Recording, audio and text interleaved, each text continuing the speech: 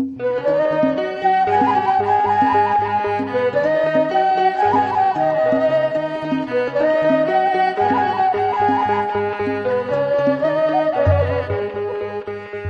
ዘለዋውያን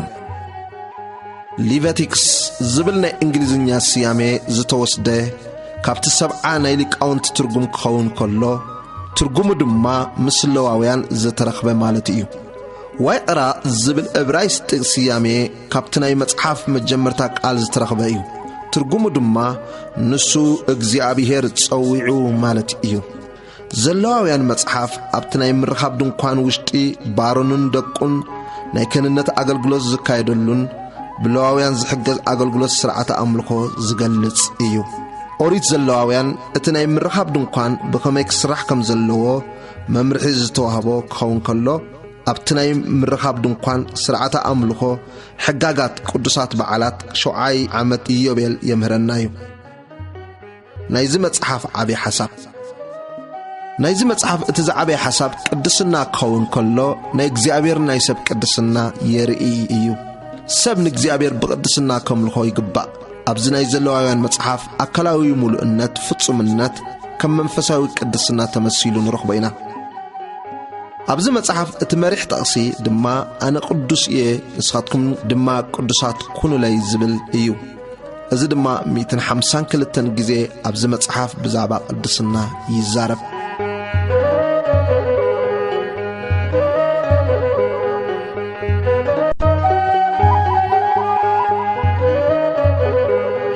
ኦሪት ዘለዋውያን ምዕራፍ 1 ዝሓርር መስዋዕቲ ቁጽሪ 1 እግዚአብሔር ንሙሴ ጸውዖ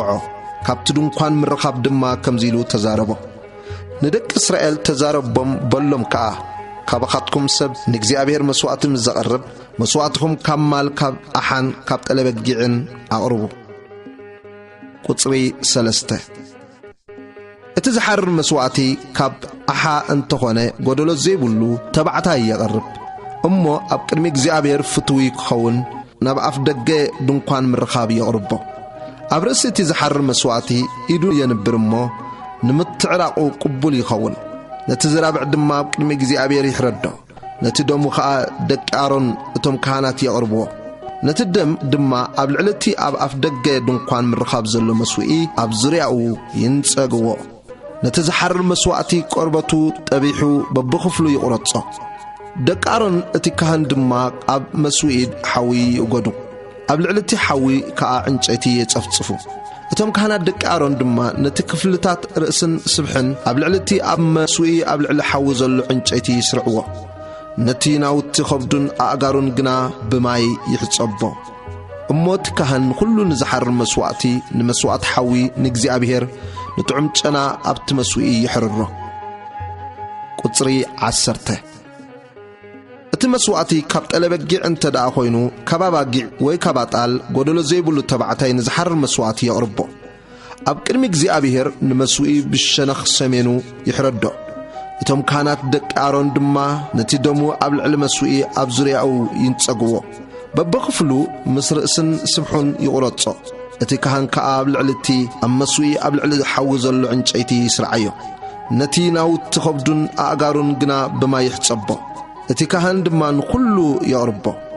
ኣብ መስዊኢ ከዓ ይሕርሮ። እዚ ዝሓርር መስዋዕቲ መስዋዕቲ ሓዊ ንእግዚአብሔር ጥዑም ጨና እዩ። ቁጽሪ 14 እቲ ንእግዚአብሔር ዝስውዕ ዝሓርር መስዋዕቲ ካብ ዕዋፍ እንተ ደኣ ኾይኑ ካብ ባሪቶታት ወይ ካብ ጫጭዊት ርግቢ መስዋዕቱ የቐርብ። እቲ ካህን ድማ ናብ መስዊኢ ኣቕሪቡ ነቲ ርእሱ ይጥወዮ። ኣብ መስዊኢ ከዓ ይሕርሮ። እቲ ደሙ ከዓ ኣብ ጎቦ መስዊኢ ይጽመቑ።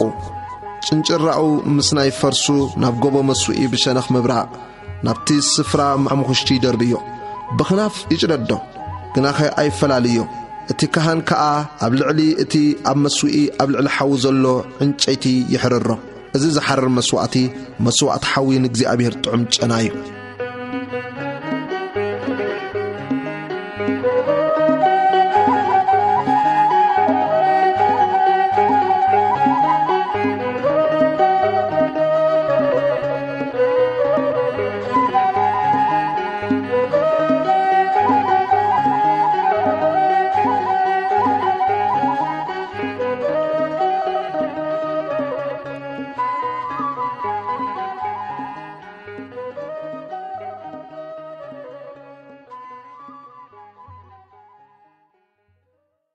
أريد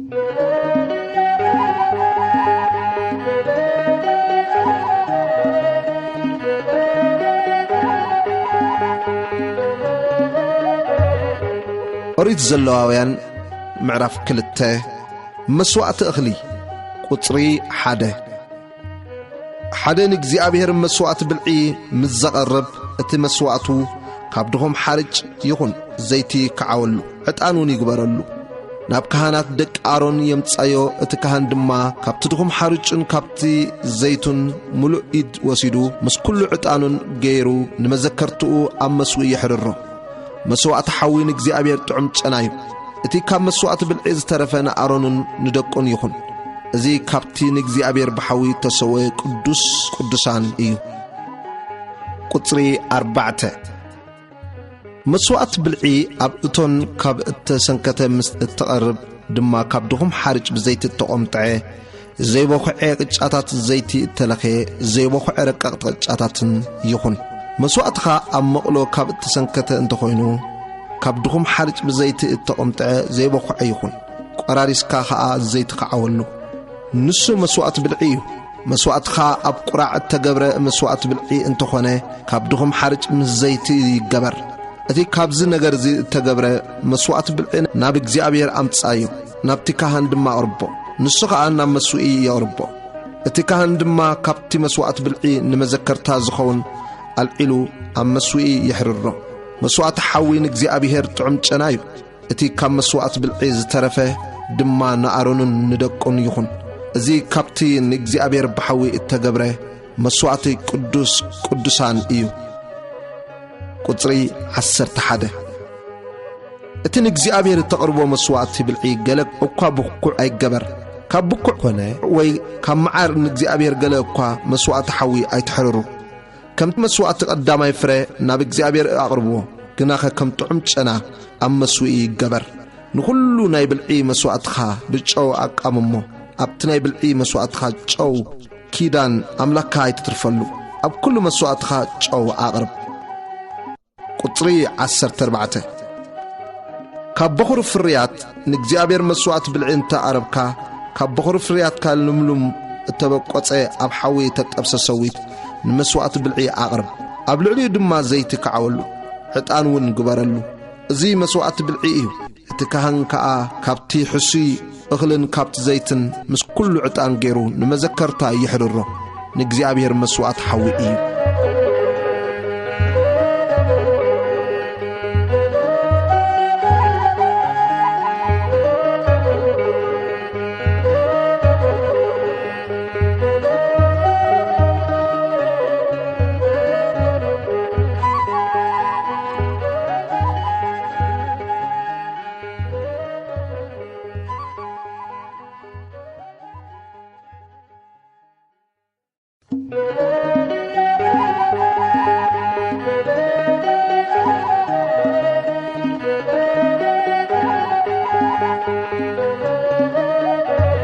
أريد زلواويان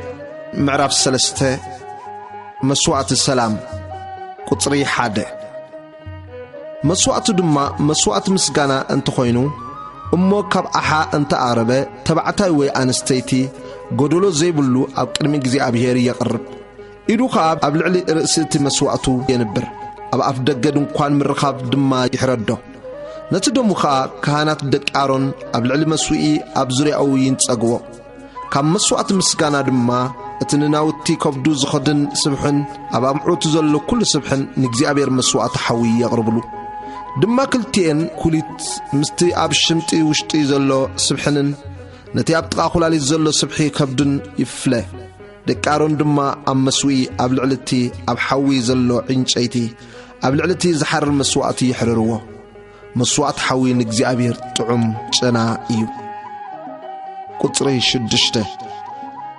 اتنجزي أبير مسوعة مسقانا زقربو مسوعتو كاب تلبقع انت خوينو تبعتاي ويانستيتي قدلو زيبولو يقرب نمسوعة قنشل انت عربة أب كلمة جزي أبير يقربو إدو أبل علي رأسي اتي مسوعتو أمبيرو أب كلمة دونقوان مرخاب يحردو نتدومو دمادك اي عرون أبل علي مسوئي أب زريعو ينتساقو كاب تمسوعة مسقانا دما እትስብሑ ብዘሎ ኮልኮሉ ካብ ቆራጺቶ ፈልዩ ምስናይቲ ናውቲ ኸብዱ ዝኸድን ስብሕን እቲ ኣብ ናውቲ ኸብዱ ዘሎ ኩሉ ስብሕን ክልቲአን ኩሊት ምስቲ ኣብ ሽምጡ ውሽጢ ዘሎ ስብሕንን እቲ ካብ ጥቓ ኾላሊ ዝፈልዮ ስብሒ ከብድን ንእግዚአብሔር መስዋዕት ሓዊ የቕርቦ። እቲ ካህን ድማ ኣብ መስዊኢ የሕርሮ ንእግዚአብሔር ብሓዊ እተገብረ መስዋዕቲ ብልዒ እዩ። መስዋዕቱ ጤል እንተኾይና ኣብ ቅድሚ እግዚአብሔር የቕርባ። ኢዱ ኣብ ልዕሊ ርእሳ ኣንቢሩ ድማ ኣብ ቅድሚ ድንኳን ምርኻብ ይሕረዳ። ደቂ ኣሮን ከዓ ነቲ ደማ ኣብ ልዕሊ መስዊኢ ኣብ ዙርያኡ ይንጸግዎ። ካብኡ እቲ ንናውቲ ኸብዱ ዝኸድን ስብሕን ኣብ ናውቲ ኸብዱ ዘሎ ኩሉ ስብሕን ክልቲአን ኩሊት ምስቲ ኣብ ሽምጢ ውሽጢ ዘሎ ስብሕንን እቲ ካብ ጥቓ ኩሊት ዝፈልዮ ስብሒ ከብድን መስዋዕቱ ንእግዚአብሔር መስዋዕት ሓዊ የቕርብሉ። እቲ ካህን ድማ ነዚ ኣብ መስዊኢ ይሕርሮ። እንጌራ መስዋዕቲ ሓዊ ንጥዑም ጨና እዩ። ኩሉ ስብሒ ናይ እግዚአብሔር እዩ። እዚ ኣብ ኩሉ እትነብርዎ ንውሉድ ወለዶኹም ሕጊ ዘለዓለም ይኹን። ስብሒ ዘበለን ደም ዘበለን ኣይትብልዑ።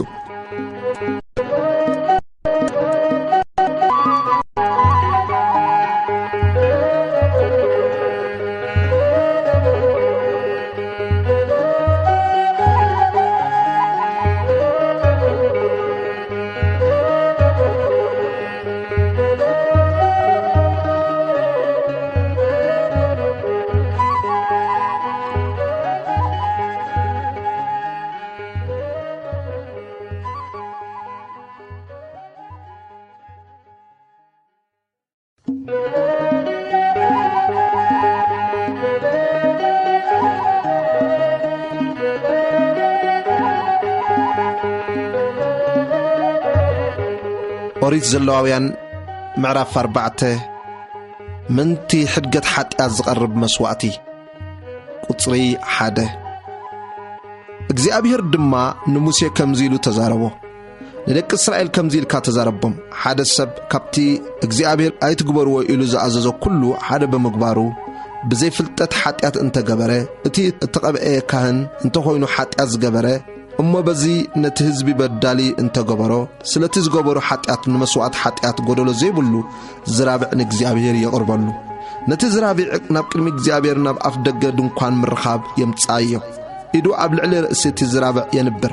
እሞ ኣብ ቅድሚ እግዚአብሔር ይሕረዶ። እቲ ቅቡእ ካህን ድማ ካብ ደም እቲ ዝራብዕ ወሲዱ ናብ ድንኳን ምርኻብ የእትዎ። እሞ እቲ ካህን ኣጻብዑ ኣብቲ ደም ይጥማዕ። ካብቲ ደም ከዓ ኣብ ቅድሚ እግዚአብሔር ኣብ ቅድሚ መጋረጃ መቕደስ 7 ሳዕ ይንጸግ። እቲ ካህን ድማ ካብቲ ደም ኣብ ኣቕርንቲ እቲ ኣብ ቅድሚ እግዚአብሔር ኣብ ድንኳን ምርኻብ ዘሎ መስዊኢ ምኡዝ ዕጣን ይግበር። ኩሉ ደም እቲ ዝራብዕ ከዓ ኣብ እግሪ እቲ ኣብ ኣፍ ደገ ድንኳን ምርኻብ ዘሎ መስዊኢ ምሕራር ይኽዓዎ። ካብቲ ዝራብዕ መስዋዕቲ ሓጢአት ኩሉ ስብሒ እቲ ንናውቲ ኸብዲ ዝኸድን ስብሕን እቲ ኣብ ናውቲ ኸብዲ ዘሎ ኩሉ ስብሕን የልዕል። ድማ ክልቲአን ኩሊትን እቲ ኣብ ሽምጢ ውሽጢ ዘሎ ስብሕንን እቲ ኣብ ጥቓ ኩላሊት ዘሎ ስብሒ ከብድን የልዕል። ከምቲ ካብ ዝራብዕ መስዋዕቲ ምስጋና ዝለዓል ነዚ እቲ ካህን ኣብ መስዊኢ ምሕራር ይሕረሮ። ቆርበት እቲ ዝራብዕን ኩሉ ስጋኡን ምስ ናይ ርእሱን መሓውሩን ናውቲ ኸብዱን ፈርሱን እቲ ዝራብዕ ብምልኡ ካብ ሰፈር ናብ ጽሪቲ ቦታ ናብቲ ሓሙኽሽቲ ዘጓሓፍ የምጽኣዮ። ኣብ ልዕሊ ዕንጨይቲ ገይሩ ብሓዊ ይሕርሮ። ኣብቲ ሓሙኽሽቲ ዝጓሓፋ ይሕረር። ቁጽሪ 13 ብዘሎ ተኣኺባ እስራኤል እንተሰሓተ እቲ ነገር ከዓ ካብ ዒንቲ ማሕበር እንተተኸወለ እሞ ካብቲ እግዚአብሔር ኣይትግበርዎ ኢሉ ዝኣዘዞ ኩሉ ሓደ ብምግባሮም እንተበደሉ እቲ ዝገበርዎ ሓጢአት ምስ ተፈልጠ እታ ማሕበር ንመስዋዕት ሓጢአት ሓደ ዝራብዕ ተቕርብ። ናብ ቅድሚ ድንኳን ምርኻብ ከዓ ተምጻዮ። እቶም ዓበይቲ እቲ ኣኺባ ድማ ኣብ ቅድሚ እግዚአብሔር ኣእዳዎም ኣብ ልዕሊ ርእሲ እቲ ዝራብዕ የንብሩ። እቲ ዝራብዕ ከዓ ኣብ ቅድሚ እግዚአብሔር ይተሓረድ። እቲ ተቐብአ ካህን ድማ ካብ ደም ዝራብዕ ናብ ድንኳን ምርኻብ የምጽእ። እቲ ካህን ከዓ ኣጻብዑ ኣብቲ ደም ጠሚዑ ኣብ ቅድሚ እግዚአብሔር ናብ ቅድሚ መጋረጃ 7 ሳዕ ይንጸግ። ካብቲ ደም ከዓ ኣብ ኣቕርንቲ እቲ ኣብ ቅድሚ እግዚአብሔር ኣብ ድንኳን ምርኻብ ዘሎ መስዊኢ ይግበር። ንኹሉ እቲ ደም ከዓ ኣብ እግሪቲ ኣብ ቅድሚ ኣፍ ደገ ድንኳን ምርኻብ ዘሎ መስዊኢ ምሕራር ይኽዓዎ። ንኹሉ እቲ ስብሑ ድማ ካብኡ ኣልዒሉ ኣብ መስዊኢ ይሕርሮ። እዚ ነቲ ዝራብዕ ይግበር። ነቲ ዝራብዕ መስዋዕት ሓጢአት ከም ዝገበሮ ነዚ ከዓ ከምኡ ይግበሮ። ከምኡ እቲ ካህን ይተዓርቆም። ሽዑ ይሕደገሎም ነቲ ዝራብዕ ድማ ካብቲ ሰፈር ንወጻዮ ውጻዮ ነቲ ቀዳማይ ዝራብዕ ከም ዘሕረሮ ይሕርሮ እዚ ናይቲ ኣኼባ መስዋዕት ሓጢኣት እዩ ቁጽሪ 22 ሓደ ሹም ከዓ ከይፈለጠ ካብቲ እግዚአብሔር ኣምላኹ ኣይትግበርዎ ኢሉ ዝኣዘዞ ኩሉ ሓደ ብምግባሩ በዲሉ እንተሓጠየ እቲ ዝገበሮ ሓጢኣት ድማ እንተተፈለጦ ንመስዋዕቱ ካባጣሉ ሓደ ተባዕታይ ጎደሎ ዘይብሉ ዲበላ የምጽእ ኢዱ ኣብ ርእሲ እቲ ዲበላ የንብር ኣብታ ኣብ ቅድሚ እግዚአብሔር ዝሓረር መስዋዕት ዝሕረድላ ቦታ ከዓ ይሕረዶ ንሱ መስዋዕት ሓጢኣት እዩ እቲ ካህን ድማ ካብቲ ደም መስዋዕት ሓጢኣት በጻብዑ ይውሰድ ኣብ ልዕሊ ቀርኒ መስዋዒ ምሕራር እውን ይግበሮ ነቲ ደሙ ከዓ ኣብ እግሪ መስዋዒ ምሕራር ይኽዓዎ ንኹሉ ትስብሑ ድማ ከምቲ ንስብሒ መስዋዕት ምስጋና ዝግበር ኣብ መስዋዒ ይሕርሮ እቲ ካህን ድማ ካብ ሓጢኣት የተዓርቆ ይሕደገሉ ከዓ ቁጽሪ 27 ካብ ህዝቢ ተሃገር ሓንቲ ነፍሲ ከይፈለጠት ካብቲ እግዚአብሔር ኣይትግበርዎ ኢሉ ዝኣዘዞስ ሓደ ብምግባራ በዲላ እንተሓጠት እቲ ዝገበሮ ሓጢኣቱ እንተተፈለጦ ስለቲ ዝገበሮ ሓጢኣት መስዋዕት ጎደሎ ዘይብላ ኣንስተይቲ ጤል የምጽእ ኢዱ ድማ ኣብ ልዕሊ ርእሲ እታ መስዋዕቲ ሓጢኣት የንብር ነታ መስዋዕቲ ሓጢኣት ኣብ ቦታ እቲ ዝሓርር መስዋዕቲ ይሕረዳ እቲ ካህን ድማ ካብ ደማ በጻብዑ ወሲዱ ኣብ ልዕሊ ቀርኒ መስዋዒ ምሕራር ይግበር ንኹሉ እቲ ደም ከዓ ኣብ እግዚአብሔር መስዋዒ ይኽዓዎ ከምቲ ካብ መስዋዕቲ ምስጋና ዝፍለ ስብሒ ንኹሉ እቲ ስብሒ ይፍለ እቲ ካህን ድማ ንእግዚአብሔር ንጥዑም ጨና ኣብ መስዋዒ ይሕርሮ እቲ ካህን ድማ የተዓርቆ ይሕደገሉ ከዓ ቁጽሪ 32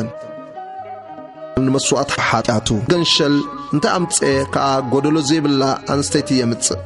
ኢዱ ድማ ኣብ ልዕሊ ርእሲ እታ መስዋዕት ሓጢኣት የንብር ኣብታ ዝሓርር መስዋዕቲ ዝሓርዱላ ቦታ ንመሰዋዕቲ ሓጢኣት ይሕረዳ እቲ ካህን ድማ ካብ ደም እታ መስዋዕቲ ሓጢኣት በጻብዑ ወሲዱ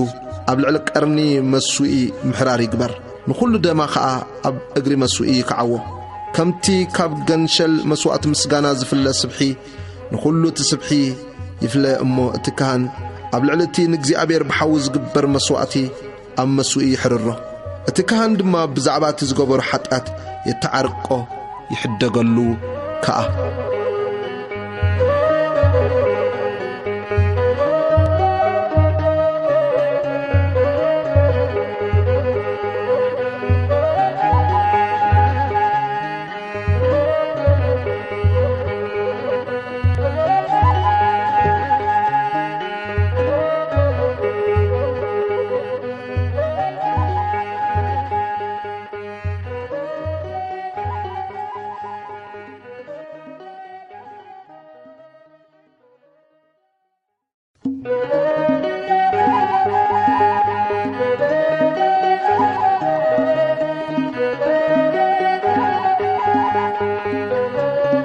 ኦሪት ዘለዋውያን ምዕራፍ 5 ምን ትሕድገት ሓጢኣት ዝቐርብ መስዋዕቲ ቁጽሪ 1 ሰብ ቃል ማሕላ ሰሚዑ ንሱ ብዝረአዮ ወይ ብዝፈለጦ ምስክር ኮይኑ እንተ ዘይገለጾ ብኡ ሓጢኣት እንተገበረ በደሉ ይጸውር ወይ ሓደ ከይፈለጠ ገለ ርኹስ ነገር እንተተንከየ ገንቢ ርኹስ ኣራዊት እንተኾነ ወይ ገንቢ ርኹስ እንስሳ ቤት ወይ ገንቢ ርኹስ ለመምታ ንሱ ረኺሱ እዩ እሞ በዳሊ እዩ ወይ ከይፈለጠ ንርክሰት ሰብ ብዝኾነ ዘርክሶ ርክሰት እንተተንከየ እሞ ምስ ተፈለጦ በዳሊ እዩ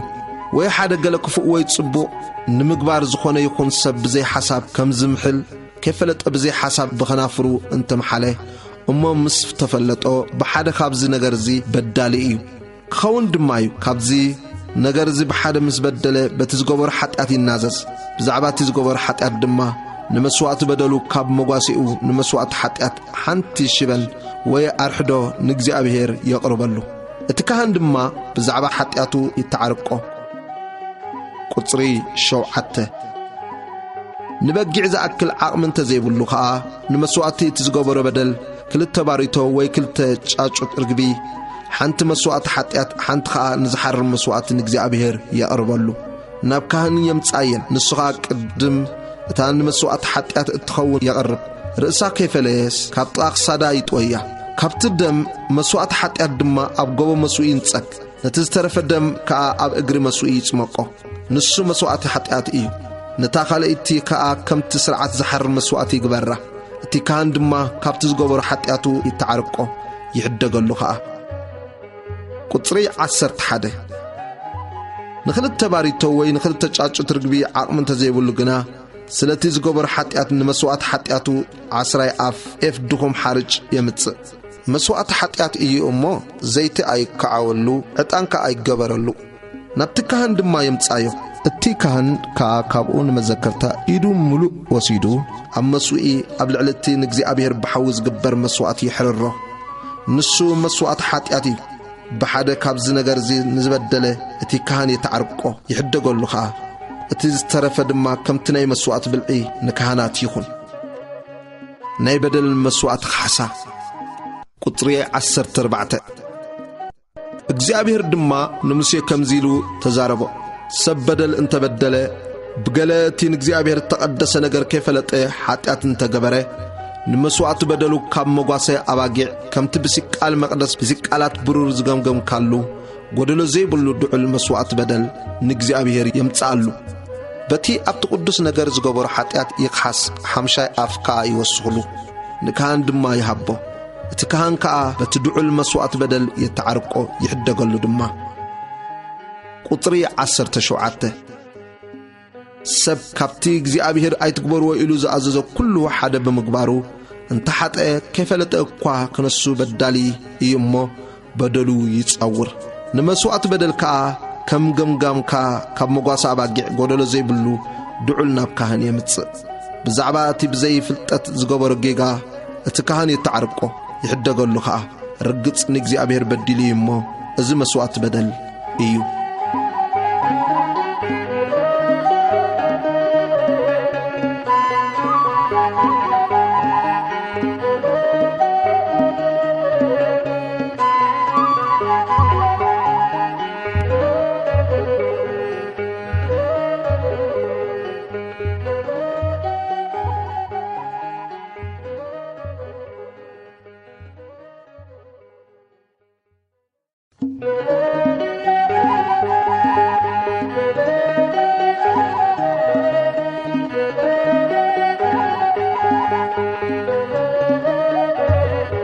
وريت زلواويان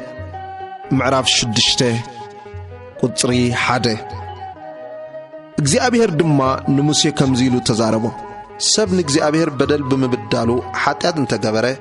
ብጻይ ንዘንበረሉ ሕድሪ በመጥላሙ ወይ ኣብ ኢዱ ብዘተሓዞ ወይ ገለ ብዝኸተሮ ወይ ብዝዓመጾ ወይ ገለ ጥፉ ረኺቡ ከሎ አሉ ኢሉ በሐሰት በመምሓሉ በሓደ ካብ ዝኾነ ነገር ሰብ ኃጢአት ብዝገበረሉ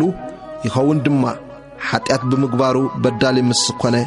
ንሱ እትከታሪ ዝኸተሮ ወይ እትዓማጽ ዝዓመጾ ወይ ሕድሪ ዘንበረሉ ወይ ዝጠፊኡ ዝረኸቦ ወይ ብዝኾነ ነገር ሓስዩ ንዝመሓለሉ ይምለሶ ብምሉኡ ይምለሶ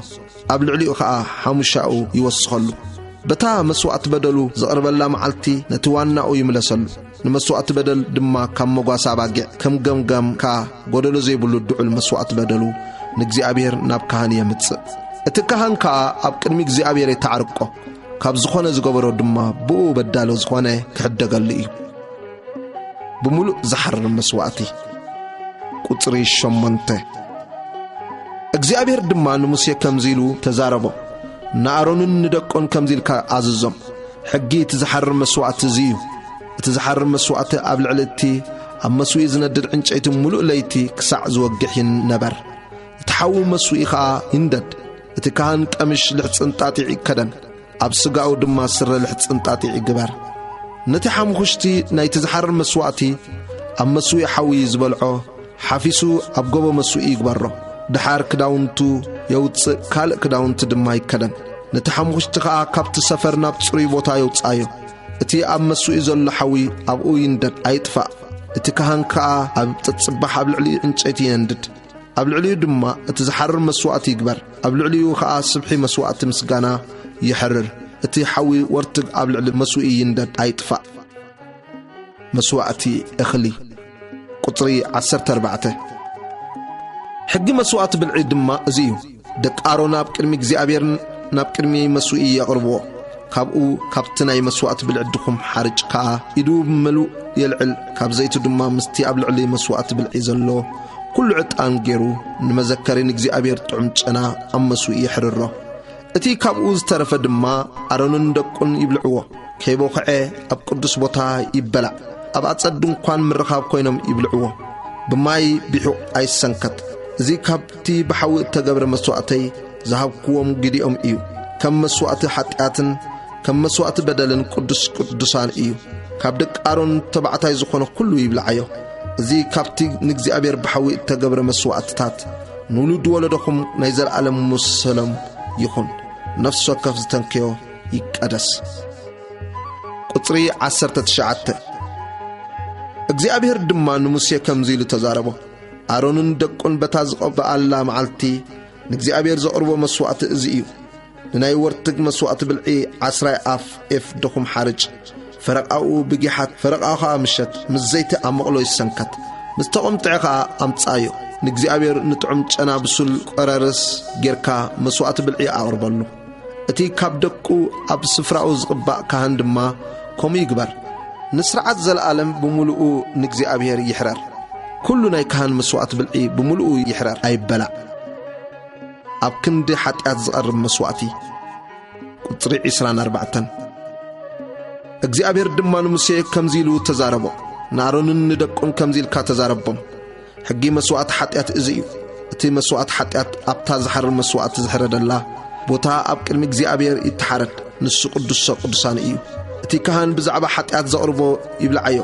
ኣብ ኣጸድ ድንኳን ምርኻብ ኣብ ቅዱስ ቦታ ይበላዕ። ነፍሲ ወከፍ ነቲ ሥጋ ዝተንከየ ይቀደስ። ካብቲ ደም ኣብ ገለ ድንኳን እንተነጠረ ነቲ ዝነጠሮ ዘበለ ኣብ ቅዱስ ቦታ ኮንካ ሕጸቦ። እቲ ዝበሰለሉ ቁራዕ ድማ ይሰበር። ኣብ ድስቲ ኣስራዚ እንተበሰለ ኸዓ ይፈግፍጎ ብማይ እውን ይትሓጸብ። ነፍሲ ወከፍ ተባዕታይ ካህን ዝኾነ ይብልዓዮ። ንሱ ቅዱስ ቅዱሳን እዩ። መስዋዕቲ ሓጢአት ዘበለ ድማ ካብ ደሙ ኣብ መቕደስ ንምትዕራቕ ናብ ድንኳን ምርኻብ ዝኣቱ ብሓዊ ይንደድ እምበር ኣይበላዕ።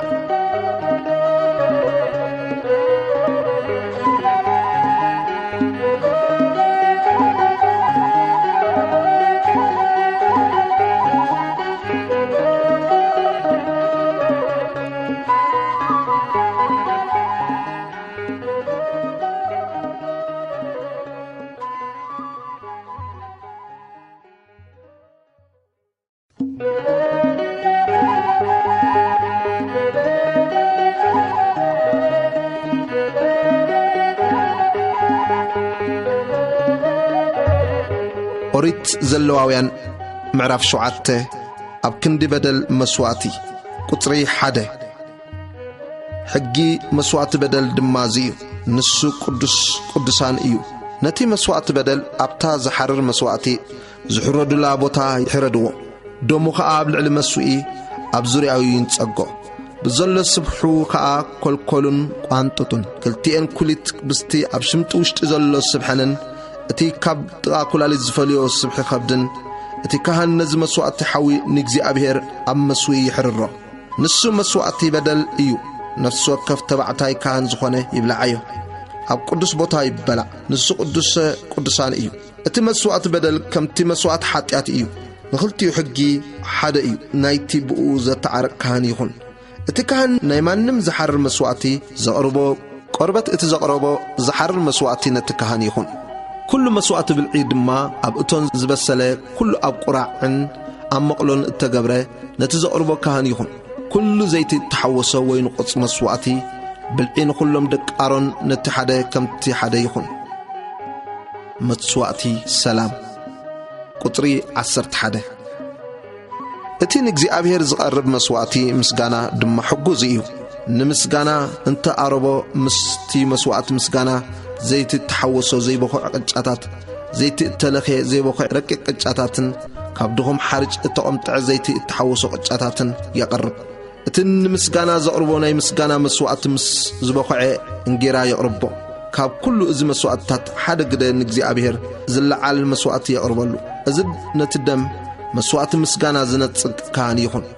ስጋ እቲ ንምስጋና ዘቕርቦ ናይ ምስጋና መስዋዕቱ በቲ እትስዋዕላ መዓልቲ ይበላዕ። ካብኡ ገለ እኳ ክሳዕ ብጊሓት ኣይትረፍ። እቲ ዝቐርብ መስዋዕቲ ናይ መብጽዓ ወይ ናይ ፍቓድ እንተኾነ ከዓ በታ መስዋዕቲ ዘቕርበላ መዓልቲ ይበላዕ እቲ ካብኡ ዝተረፈ ድማ ንጽባሒቱ ይበላዕ ካብቲ ስጋ መስዋዕቲ ክሳዕ ሳልሰይቲ መዓልቲ ዝተረፈ ግና ብሓዊ ይንደድ ካብቲ ስጋ ናይ ምስጋና መስዋዕቲ ኣብ ሳልሰይቲ መዓልቲ እንተ ተበልዐ እቲ መስዋዕቲ ቅቡል ኣይኮነን እቲ ዘቕርበውን ከም ቁርባን ኣይትቁጸረሉን ፍንፉን ይኸውን እታ ካብኡ ትበልዕ ነፍሲ ከዓ በደላ ትጸውር ርኹስ ዝተንከዮ ስጋ ድማ ኣይበላዕ ብሓዊ ደኣ ይንደድ ብዛዕባ ስጋ ግና ንጹህ ዝኾነ ኩሉ ይብላዕዮ እታ ረኺሳ ኸላ ካብቲ ናይ እግዚኣብሔር ስጋ መስዋዕቲ ምስጋና ትበልዕ ነፍሲ ድማ እታ ነፍሲ እቲኣ ካብ ህዝባ ክትምንቆስ እያ ነፍሲ ገለ ርኹስ ነገር እንተተንከየት ርኽሰት ሰብ ወይ ርኹስ እንስሳ ወይ ዝኾነ ጽዩፍ ርኽሰት ካብቲ ናይ እግዚኣብሔር ስጋ መስዋዕቲ ምስጋና ከዓ እንተበልዐት እታ ነፍሲ እቲኣ ካብ ህዝባ ክትምንቆስ እያ ደምን ስብሕን ምብላዕ ክልኩል እዩ ቁጽሪ 22 እግዚአብሔር ድማ ንሙሴ ከምዚ ኢሉ ተዛረቦ ደቂ እስራኤል ከምዚ ኢልካ ተዛረቦም ገለ ስብሒ ናይ ብዕራይ ኮነ ወይ ናይ በጊዕ ወይ ናይ ጤል ኣይትብልዑ ስብሒ ዝሓለቐትን ናይ ኣራዊት ዝቐተላን ንዝኾነ ውራይኩም ግበሮ ምብላዕ ግና ኣይትብልዑዎ ካብ ስብሒትን እንስሳ ካብኡ መስዋዕቲ ሓዊ ንእግዚአብሔር ዘቕርቦ ዝበልዐ ዘበለ እታ ዝበልዐት ነፍሲ ካብ ህዝባ ክትምንቆስ እያ ኣብ እትነብሮ ኩሉ ከዓ ናይ ዑፍ ኮነ ናይ ማል ደም ዝበልዕ ኣይትብልዑ ዝኾነ ደም ዝበልዐት ዘበለት ነፍሲ እታ ነፍሲ እቲኣ ካብ ህዝባ ክትምንቆስ እያ ብጽሒት ካህናት ቁጥሪ 28 እግዚአብሔር ድማ ንሙሴ ከምዚ ኢሉ ተዛረቦ ንደቂ እስራኤል ከምዚ ኢልካ ተዛረቦም እቲ ናይ ምስጋና መስዋዕቱ ንእግዚአብሔር ዘቐርብ ካብቲ ናይ ምስጋና መስዋዕቲ ኣልዒሉ ህያብ ናብ እግዚአብሔር የምጻዮ ነቲ ናይ እግዚአብሔር መስዋዕቲ ሓዊ በዳው የምጻዮ እቲ ሓኸለ ኣብ ቅድሚ እግዚአብሔር መስዋዕቲ ምውዝዋዝ ክውዝውዝሲ ስብሕን ሓኸልኡን የምጻዮ እቲ ካህን ድማ ነቲ ስብሒ ኣብ ልዕሊ መስዋዕቲ የሕርሮ እቲ ሓኸለ ከዓ ንኣሮንን ንደቁን ይኹን ካብቲ ናይ ምስጋና መስዋዕትኩም ንዝለዓል መስዋዕቲ የማነይቲ እግሪ ነቲ ካህን ሃብዎ እቲ ካብ ደቂ ኣሮን ደም መስዋዕቲ ምስጋና ዝስብሕን ዘቐርብ የማነይቲ እግሪ ግዲኡ ትኹን ካብ መስዋዕቲ ምስጋና ደቂ እስራኤል ሓኸለ ምውዝዋዝን ዝለዓል እግሪ ወሲደዮ እየ እሞ ካብ ደቂ እስራኤል ንስርዓተ ዘለዓለም ንካህን ኣሮንን ንደቆን ሂበዮም ኣለኹ ቁጽሪ 35 በታ ካህናት እግዚአብሔር ክኾኑ ዘቕርቦም መዓልቲ በታ ዝቐብኦም መዓልቲ ካብ መስዋዕቲ ሓዊ እግዚአብሔር ደቂ እስራኤል ክህብዎም እግዚአብሔር ዝኣዘዞም ግደ ምቕባእ ኣሮን ግደ ምቕባእ ደቆን እዚ እዩ ንውሉድ ወለዶም ስርዓት ዘለዓለም እዩ ቁጽሪ 37 በታ ንደቂ እስራኤል መስዋዕቶም ንእግዚአብሔር ኣብ በረኻ ሲና ከቕርቡ ዝኣዘዘላ መዓልቲ እግዚአብሔር ንሙሴ ኣብ ከረን ሲና ዝኣዘዞ ሕጊ ዝሓርር መስዋዕትን መስዋዕቲ ብልዕን መስዋዕቲ ሓጢአትን መስዋዕቲ በደልን መስዋዕቲ ምቕዳስን መስዋዕቲ ምስጋናን እዚ እዩ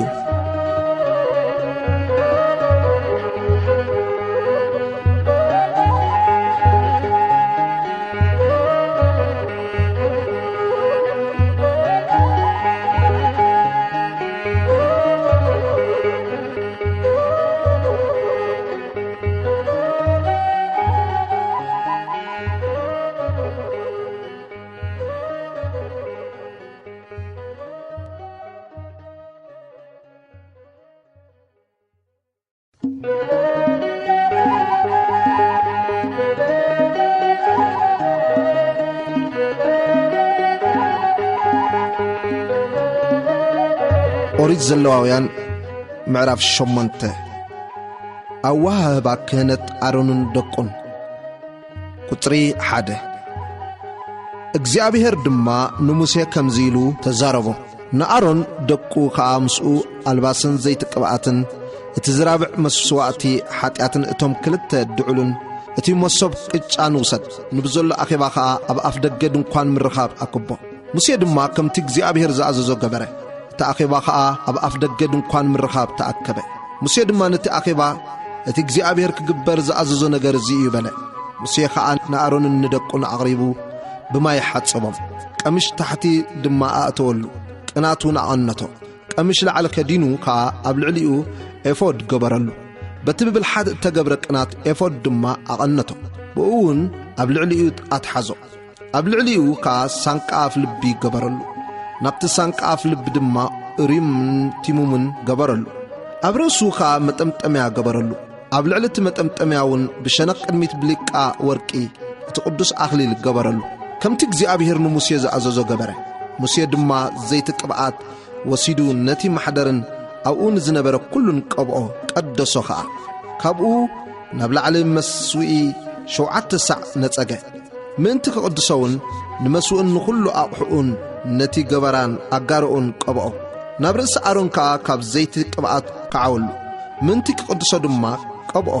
ከምቲ እግዚኣብሔር ንሙሴ ዝኣዘዞ ድማ ሙሴ ንደቂ ኣሮን ኣቕረቦም ቀማውሽ ታሕቲ ከዲኑ ካቅናውቲ ኣቐነቶም መጠምጠምያታት እውን ገበረሎም ቁጽሪ 14 ነቲ ዝራብዕ መስዋዕቲ ሓጢኣት ድማ ኣቕረቦ ኣሮንን ደቁን ከዓ ኣእዳዎም ኣብ ልዕሊ ርእሲ እቲ ዝራብዕ መስዋዕቲ ሓጢኣት ኣንበሩ ሓረዶ ድማ ምስኡ ከዓ ነቲ ደም ወሲዱ ኣብ ልዕሊ ኣቕርንቲ መስዊኢ ኣብ ዙርያኡ በጻብዑ ለኸ እሞ ነቲ መስዊኢ ኣንጽሖ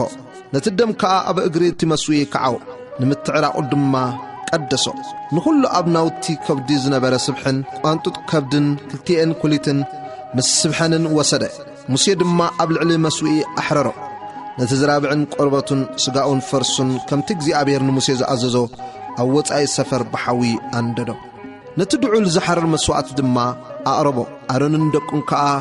ኣእዳዎም ኣብ ልዕሊ ርእሲ እቲ ድዑል ኣንበሩ ሙሴ ድማ ሓሪዱ ነቲ ደም ኣብ ልዕሊ መስዊኢ ኣብ ዙርያኡ ነጸጎ ነቲ ድዑል ድማ በብኽፍሉ ቆራረጾ ሙሴ ከዓ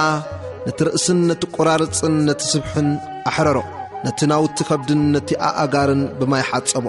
ሙሴ ድማ ንብዘሎ እቲ ድዑል ኣብ መስዊኢ ኣሕረሮ ንሱ ንጥዑም ጨና እቲ ዝሓረር መስዋዕቲ ኮነ ንሱ ከምቲ እግዚኣብሔር ንሙሴ ዝኣዘዞ ንእግዚኣብሔር መስዋዕቲ ሓዊ ኮነ ቁጽሪ 22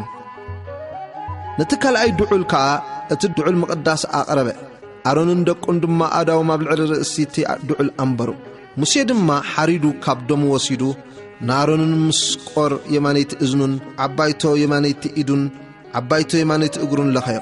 ንደቂ ኣሮን ድማ ኣቕረቦም ሙሴ ከዓ ካብቲ ደም ኣብ መስቆር የማኖት ኣእዛኖምን ዓበይቶ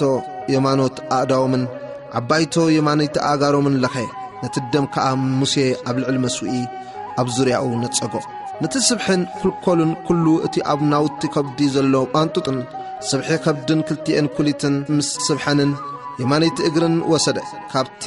ኣብ ቅድሚ እግዚኣብሔር ዝነበረ ዘይበኩዐ እንጌራ ዝሓዘ መሶብ ድማ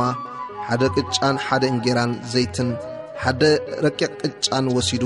ኣብ ልዕሊ እቲ ስብሕን የማነይቲ እግርን ኣንበሮ እዚ ኩሉ ኣብ ኣእዳው ኣሮንን ኣብ ኣእዳው ደቁን ኣንበሮ ኣብ ቅድሚ እግዚኣብሔር ከዓ ንዝውዝወዝ መስዋዕቲ ወዝወዞ ሙሴ ድማ ካብ ኣእዳዎም ወሲዱ ኣብቲ መስዊኢ ኣብ ልዕሊ እቲ ዝሓረር መስዋዕቲ ኣሕረሮ እዚ ምቕዳስ ንጥዑም ጨና መስዋዕቲ ሓዊ ንእግዚኣብሔር ኮነ ሙሴ ድማ ሓኸለ ወሲዱ ኣብ ቅድሚ እግዚኣብሔር ንዝውዝወዝ መስዋዕቲ ወዝወዞ ከምቲ እግዚኣብሔር ንሙሴ ዝኣዘዞ ካብቲ ድዑል መቕዳስ እዚ ግደ ሙሴ ነበረ ቁጽሪ 30 ሙሴ ድማ ካብቲ ዘይቲ ቅብኣትን ካብቲ ኣብ ልዕሊ መስዊኢ ዝነበረ ደምን ወሲዱ ኣብ ልዕሊ ኣሮንን ኣብ ልዕሊ ኣልባሱን ኣብ ልዕሊ ደቁን ኣብ ልዕሊ ኣልባስ ደቁን ከዓ ምስኡ ነጸገ እሞ ንኣሮንን ነልባሱን ንደቁን ነልባስ ደቁን ከዓ ምስኡ ቀደሰ ሙሴ ድማ ንኣሮንን ንደቁን በሎም ነዚ ስጋ ከምቲ ኣነ ኣሮንን ደቁን ይብልዕዎ ኢለ ዝኣዘዝኩ ኣብ ኣፍ ደገ ድንኳን ምርኻብ ኮንኩም ኣብስልዎ እሞ ምስቲ ኣብ መሶብ ምቕዳስ ዘሎ እንጌራ ኣብኡ ኮንኩም ብልዕዎ ካብቲ ስጋን እንጌራን ዝተረፈ ከዓ ብሓዊ ኣንድድዎ መቕዳስኩም 7 መዓልቲ ክቅድሰኩም እዩ እሞ መዓልታት መቕዳስኩም ክሳዕ ዝመልኣ 7 መዓልቲ ካብ ኣፍ ደገ ድንኳን ምርኻብ ኣይትውፁ ንመተዓረቂኹም ድማ ከም ዝሎሚ እተገብረ ከምኡ ከዓ ክግበር እግዚአብሔር አዘዘ ከምኡ ተአዚዘ እሞ ምንቲ ከይትሞቱ 7 መዓልቲ ለይትን መዓልትን ኣብ ድንኳን ምርኻብ ተቐሚጥኩም ትእዛዝ እግዚአብሔር ሓሉ ኣሮንን ደቁን ድማ እግዚአብሔር ብሙሴ ዝኣዘዘ ኩሉ ነገር ገበሩ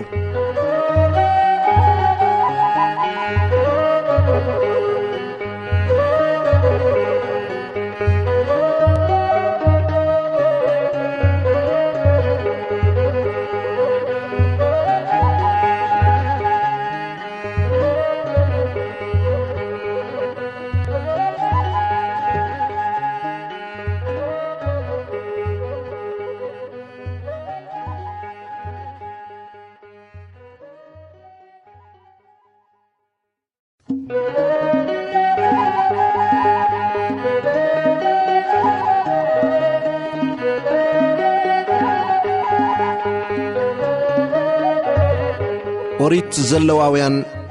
ምዕራፍ 9 ካህናት አገልግሎት ከም ዝጀመሩ ቁጽሪ 1 ኮነ ድማ ሙሴ ኣብ ሳምነይቲ መዓልቲ ንኣሮንን ንደቁን ንዓበይቲ እስራኤልን ጸውዖም ንኣሮን ከኣበሎ ጎደሎ ዘይብሎም ተባዕታይ ጣዕዋ ንመስዋዕቲ ሓጢአት ሓደ ድዑል ከኣ ንዝሓርር መስዋዕቲ ወሲድካ ናብ ቅድሚ እግዚአብሔር ኣቕርቦም ንደቂ እስራኤል ከኣ ከምዚ ኢልካ ተዛረቦም ንመስዋዕቲ ሓጢአት ሓደ ዲበላ ንዝሓርር መስዋዕቲ ድማ ሓደ ጣዕዋን ሓደ ገንሸልን ዓመት ዝገበሩ ጎደሎ ዘይብሎም ውሰዱ ሎሚ እግዚአብሔር ክረአየኩም እዩሞ ንመስዋዕቲ ምስጋና ሓደ ዝራብዕን ሓደ ድዑልን ዘይቲ እተኸዓወ መስዋዕቲ ብልዕን ኣብ ቅድሚ እግዚአብሔር ሰውኡ እቲ ሙሴ ዝኣዘዞ ከኣ ናብ ቅድሚ ድንኳን ምርኻብ ኣምፁ ኩሉ ተኣኺባ ድማ ቀሪቡ ኣብ ቅድሚ እግዚአብሔር ደው በለ ሙሴ ከኣ እቲ እግዚአብሔር ክትገብርዎ ዝኣዘዞ ነገር እዚ እዩ ክብሪ እግዚአብሔር ከኣ ክረአየኩም እዩ በለ ቁጽሪ 7 ሙሴ ድማ ንኣሮን ናብ መስዋዕቲ ቀሪብካ ናብ ሓጢአት መስዋዕትኻን ዝሓርር መስዋዕትኻን ሰውዕ ንርእስኻን ንህዝብን ከኣ ኣተዓርቕ ከምቲ እግዚአብሔር ዝኣዘዞ ድማ መስዋዕቲ ህዝቢ ሰውዕ ኣተዓርቆምውን በሎ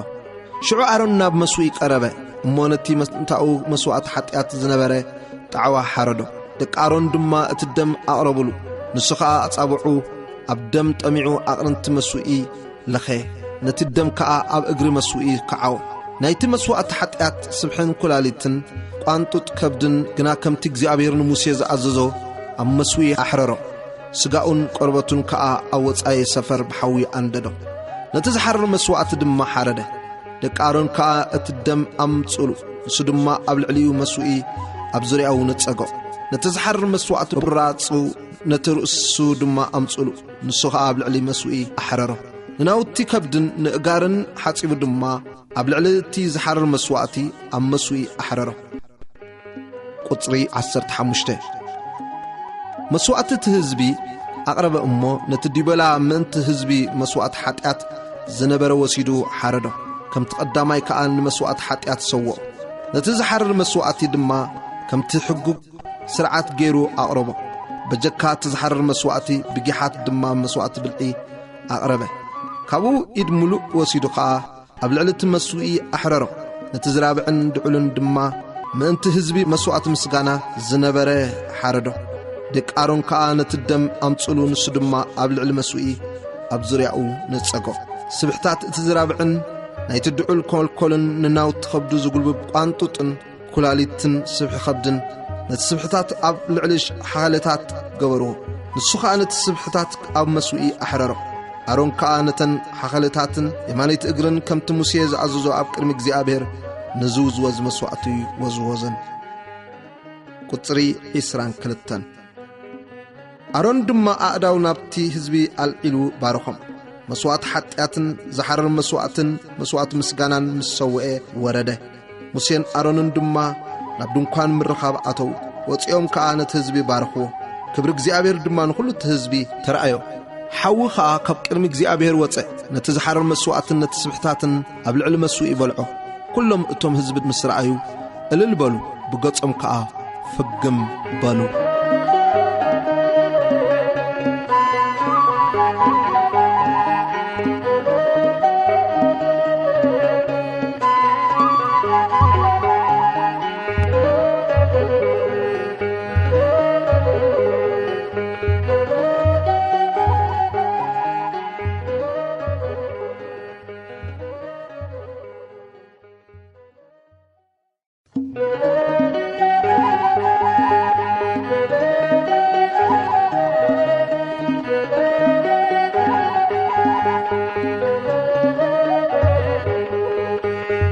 ኦሪት ዘለዋውያን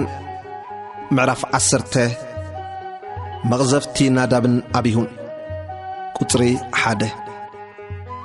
ናዳብን አቢሁን ደቂ ኣሮን ጸጽንሆኦም ሓዙ ሓዊ ድማ ገበረሉ ኣብ ልዕሊኡ ከኣ ዕጣን ኣንበረሉ ንሱ ዘይኣዘዞም ጋሽ ሓዊ ድማ ናብ እግዚአብሔር ኣቕረቡ ሓዊ ካብ እግዚአብሔር ወፂኡ ከኣ በልዖም ኣብ ቅድሚ እግዚአብሔር ድማ ሞቱ ሽዑ ሙሴ ንኣሮን በቶም ዝቐርቡኒ ክቅደስ እየ ኣብ ቅድሚ ኩሉ ህዝቢ ከኣ ክኸብር እየ ኢሉ ንእግዚአብሔር እትዛረቦ እዚ እዩ በሎ ኣሮን ድማ ትንበለ ሙሴ ድማ ንማስኤልን ንኤልሳፋንን ደቂ ኢዙኤል ሓውቦ ኣሮን ጸዊዑ ቀረቡ እሞ ንሕዋትኩም ካብ መቕደስ ንወጻኢ ሰፈር ውሰድዎም በሎም። እሳቶም ድማ ቀረቡ እሞ ከምቲ ሙሴ ዝበሎም ካብ ሰፈር ንወጻኢ ብቐማዊሾም ጸርዎም። ሙሴ ድማ ንኣሮንን ንደቁ ኣልዓዛርን ኢታማርን ዘይቲ ቅብኣት እግዚኣብሔር ኣብ ልዕሊኹም እዩ እሞ ከይትሞቱስ ነቲ ኣኺባ ንሱ ከይኩርየሉ ርእስኹም ኣይትወይፉ ክዳውንትኹም ከዓ ኣይትቕደዱ። በዚ እግዚኣብሔር ዘቃጸሎ ምንዳድ ኣሕዋትኩም ብዘላ ቤት እስራኤል ትብከ ምንቲ ከይትሞቱ ካብ ኣፍ ደገ ድንኳን ምርኻብ ኣይትውፅኡ በሎም። ከምቲ ሙሴ ዝበሎ ከዓ ገበሩ። ንካህናት ዝተውሃበ ሕግታት ቁጽሪ 8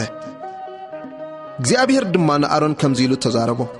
ንደቂ እስራኤል እቲ እግዚአብሔር ብሙሴ ዝነገሮም ኩሉ ሕግጋት ምንቲ ክትምህርዎም ኣብ መንጎ ቅዱስን ዘይቅዱስን ኣብ መንጎ ንጹህን ርኹስን ድማ ክትፈልዩ ንስኻን ደቅኻን ናብ ድንኳን ምርኻብ ክትኣትዉ ከለኹም ምንቲ ከይትሞቱ ወይንን ዘስክርን ኣይትስተዩ። እዚ ንውሉድ ወለዶኹም ሕጊ ዘለዓለም ይኹንኩም። ቁጽሪ 12 ሙሴ ድማ ንኣሮንን ነቶም ዝተረፉ ደቁ ኣልዓዛርን ኢታማርን ተዛረቦም። ነቲ ካብ መስዋዕቲ ሓዊ እግዚአብሔር ዝተረፈ መስዋዕቲ ብልዒ ውሰድዎ። ቅዱስ ቅዱሳን እዩ እሞ ቅጫ ጌርኩም ኣብ ጥቓ መስኡ ኮንኩም ብልዕዎ። እዚ ካብ መስዋዕቲ ሓዊ እግዚአብሔር መሰልካን መሰል ደቅኻን እዩ እሞ ኣብ ቅድስቲ ቦታ ኮንኩም ብልዕዎ ከምኡ ኣዚዝኒ እዩ። ካብ መስዋዕቲ ምስጋና ደቂ እስራኤል ድማ እቲ ዝውዝወዝ ሓኸለን ዝለዓል እግርን መሰልካን መሰል ደቅኻን ኮይኑ ተዋሂቡ እዩ እሞ ንስኻን ምሳኻ ድማ ኣወዳትካን ኣዋልድካን ኣብ ንጽህቲ ቦታ ኮንኩም ብልዕዎ። ምስናይ እቲ ብሓዊ ዝስዋዕ ስብሕታት ከዓ ነቲ ዝለዓል እግርን ዝውዝወዝ ሓኸለን ብዝውዝወዝ መስዋዕቲ ኣብ ቅድሚ እግዚአብሔር ክውዝወዝ የምጽእዎ። እዚ ከምቲ እግዚአብሔር ዝኣዘዞ ንኣኻ ንደቅኻ ድማ ምሳኻ መሰል ዘለዓለም ይኹን። ቁጽሪ 16 ሙሴ ድማ ነቲ ዲቤላ መስዋዕት ሓጢኣት ኣዝዩ ደለዮ። እነሆ ከዓ ሓሪሩ ነበረ። ሽዑ ነቶም ዝተረፉ ደቂ ኣሮን ኣልዓዛርን ኢታማርን ከምዚ ኢሉ ትኰረየሎም። በደል እቲ ኣኺባ ጨርኩም ኣብ ቅድሚ እግዚአብሔር ክትተዓርቕዎም ንኡ ሂብኩም እዩ። ንስኻ ቅዱስተ ቅዱሳን እዩ እሞ ስለምንታይ ኢኹም ንመስዋዕቲ ሓጢኣት ኣብ ቅድስቲ ቦታ ኮንኩም ዘይበላዕኩምዎ? ንሆ ደሙ ናብ ውሽጢ መቕደስ ኣየእተውዎን። ከምቲ ዝኣዘዝክዎ ኣብ መቕደስ ኮንኩም ክትበልዕዎ ርግጽ ምተገባእኩም ነይሩ። ኣሮን ድማ ንሙሴ ተዛረቦ። እንሆ መስዋዕቲ ሓጢኣቶምን ዝሓረር መስዋዕቶምን ሎሚ ኣብ ቅድሚ እግዚአብሔር ኣቕሪቦም እዮም። ንኣይ ከዓ ከም ዝበለ ምስ በጽሓኒ ሎሚ መስዋዕቲ ሓጢኣት እንተ ዝበልዕሲ ኣብ ዓይኒ እግዚአብሔር ዶ ባህ መበለ? ሙሴ ዝሰሚዑ ባህ በሎ።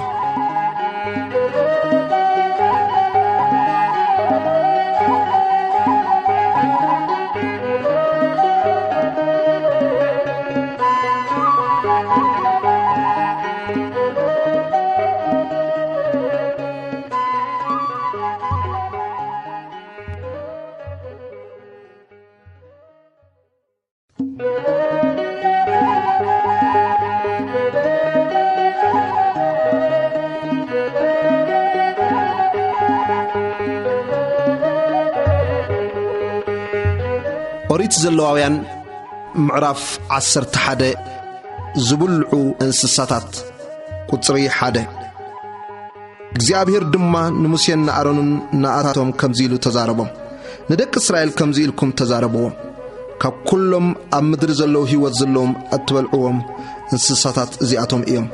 ካብ እንስሳት ጽፍሩ ስንጡቕ ሸኾኑ ድማ እተመቕለ መጉስዕ ዝመልስ ዘበለል ብልዑ።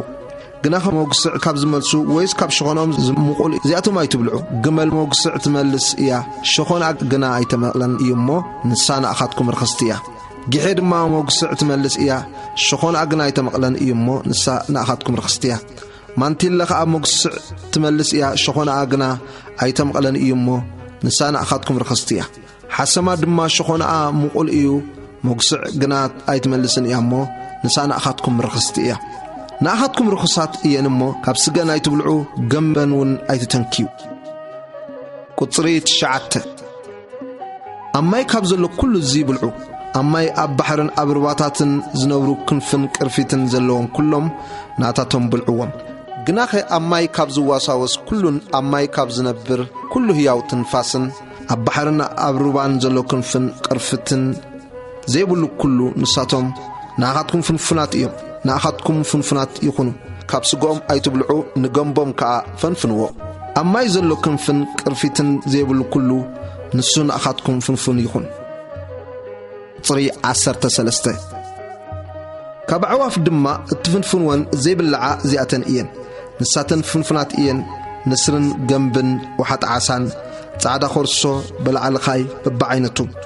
ኩሉ ኳኽ በብዓይነቱ ሰገንን ጎጎትን ረቡራን ተግዳር ሓርስታይ ድማ በብዓይነቱ ንእሽቶ ጉንጓን ሓሓትን ዓባይ ጉንጓን ቃራን ጉንጓን ቀያሕ ሓሓትን ኣሞራን ራዛን ሰብጸራድ ድማ በብዓይነቱ ትንብሓርጆን መንካዓን ኩሉ ነፋሪ በርባዕተ መሓውር ዝኸይድ ለመምታ ንኣኻትኩም ፍንፉን እዩ ኣርባዕተ መሓውር ካብ ዘሎ ኩሉ ነፋሪ ለመምታ ኣብ ልዕሊ እግሩ ኣብ ልዕሊ ምድሪ ዝሰርርን ክልተ ሰለፍ ዘለዎ ብልዑ ካባታቶም እትበልዕዎም እዚኣቶም እዮም ፋንጣ በብዓይነቱን ኣንበጣ በብዓይነቱን ኩኩብታ በብዓይነቱን ጎደቦ በብዓይነቱን ኣርባዕተ መሓውር ዘሎ ኩሉ ነፋሪ ለመምታ ግና ንሱ ንኣኻትኩም ፍንፉን እዩ ቁጽሪ 24 በዚኣቶም ትረኽሱ ኢኹም ነፍሲ ወከፍ ገንቦም ትተንኬ ክሳዕ ምሸት ረኹስ እዩ ነፍሲ ወከፍ ገንቦም ዘለዓለ ከዓ ክዳኑ ይሕጸብ ክሳዕ ምሸት ድማ ይርከስ ኩሉ እንስሳ ምቁል ሸኾና ዘሎ እሞ ፈጺሙ ዘይተሰንጠቐ ሕጉስዕ ድማ ዘይመልስ ንኣኻትኩም ርኹስ እዩ ዝተንክዮ ዘበለ ርኹስ እዩ በርባዕተ መሓውር ካብ ዝኸይድ ኩሉ እንስሳ በግናዕ ኢዱ ዝኸይድውን ንሳቶም ንኣኻትኩም ርኹሳት እዮም ገንቦም ዝተንክዮ ዘበለ ክሳዕ ምሸት ርኹስ እዩ ገንቦም ዘለዓለ ዘበለ ድማ ክዳኑ ይሕጸብ ክሳዕ ምሸቱን ይርከስ እዚኣቶም ንኣኻትኩም ርኹሳት እዮም ቁጽሪ 29 ኣብ ምድሪ ለመም ካብ ዝብሉ ለመምታ ድማ እዚኣቶም ንኣኻትኩም ርኹሳት እዮም ፍሒራን ኣንጭዋን ሓማተመን ከዓ በብዓይነቱ ጠበቕን ቁርዖብን ጎብየን ምንጭልቕትን ነፋሒቶን ካብ ኩሎም ለመም ዝብል እዚኣቶም ንኣኻትኩም ርኹሳት እዮም ምስ ሞቱ ዝተንከዮም ዘበለ ክሳዕ ምሸት ይረክስ ኣብ ልዕሊ ዝኾነ ነገር ኣቕሓ ዕጭ እንተ ኮይኑ ወይ ክዳን ወይ ጓኖ ወይ ከረጺት ዝኾነ ዝዕየዮ ኣቕሓ ካብዚኣቶም ምስ ሞተ ዝወደቆ ድማ ይረክስ እሞ ናብ ማይ እቶ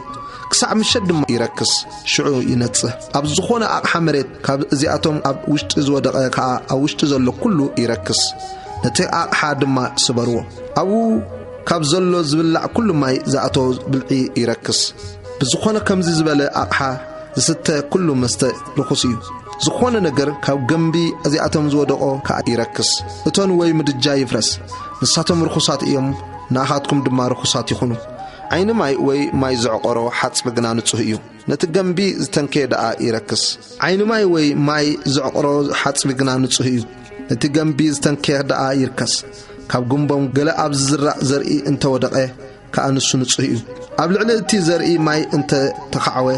እሞ ካብቲ ገንቦም ገለ እንተወደቆ ንኣኻትኩም ርኹስ እዩ ቁጽሪ 39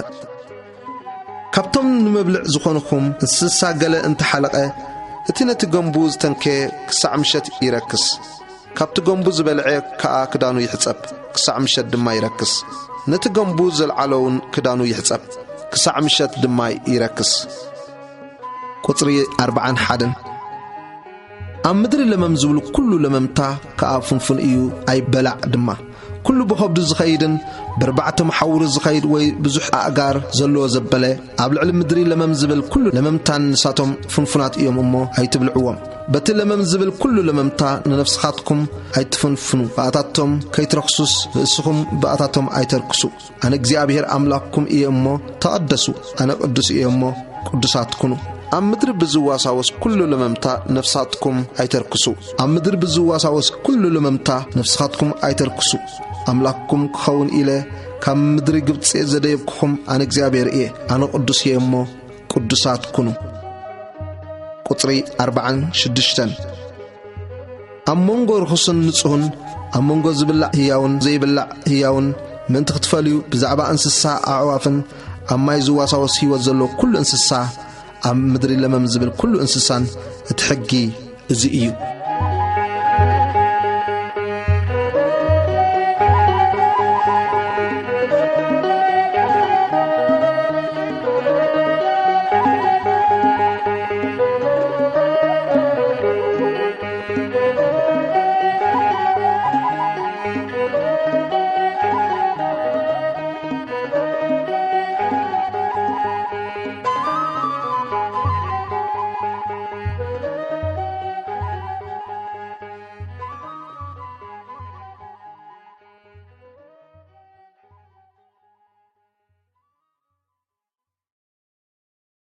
ኦሪት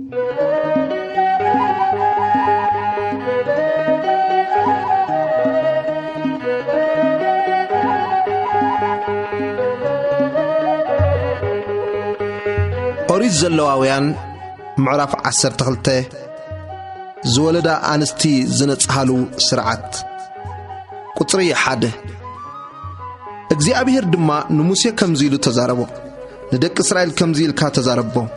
ሰበይቲ እንተጠነሰት ወድኻ እንተወለደት 7 መዓልቲ ትርከስ ከምቲ ብመዓልታት ሕማም ጽገናኣ ትርከስ ብሳምነይቲ መዓልቲ ድማ ስጋ ዕልቦኡ ይገዘር በትደም ንጽህናኣ 33 መዓልቲ ትቀመጥ መዓልታት ምንጽሃ ክሳዕ ዝመልኣ ቅዱስ ነገር ኣይትተንኪ ናብ መቕደሱን ኣይትእቶ ጓል እንተወለደት ግና ከምቲ ብእዋን ጽገናኣ 2 ሰሙን ትርከስ በትደም ጽሬታ 66 መዓልቲ ትቀመጥ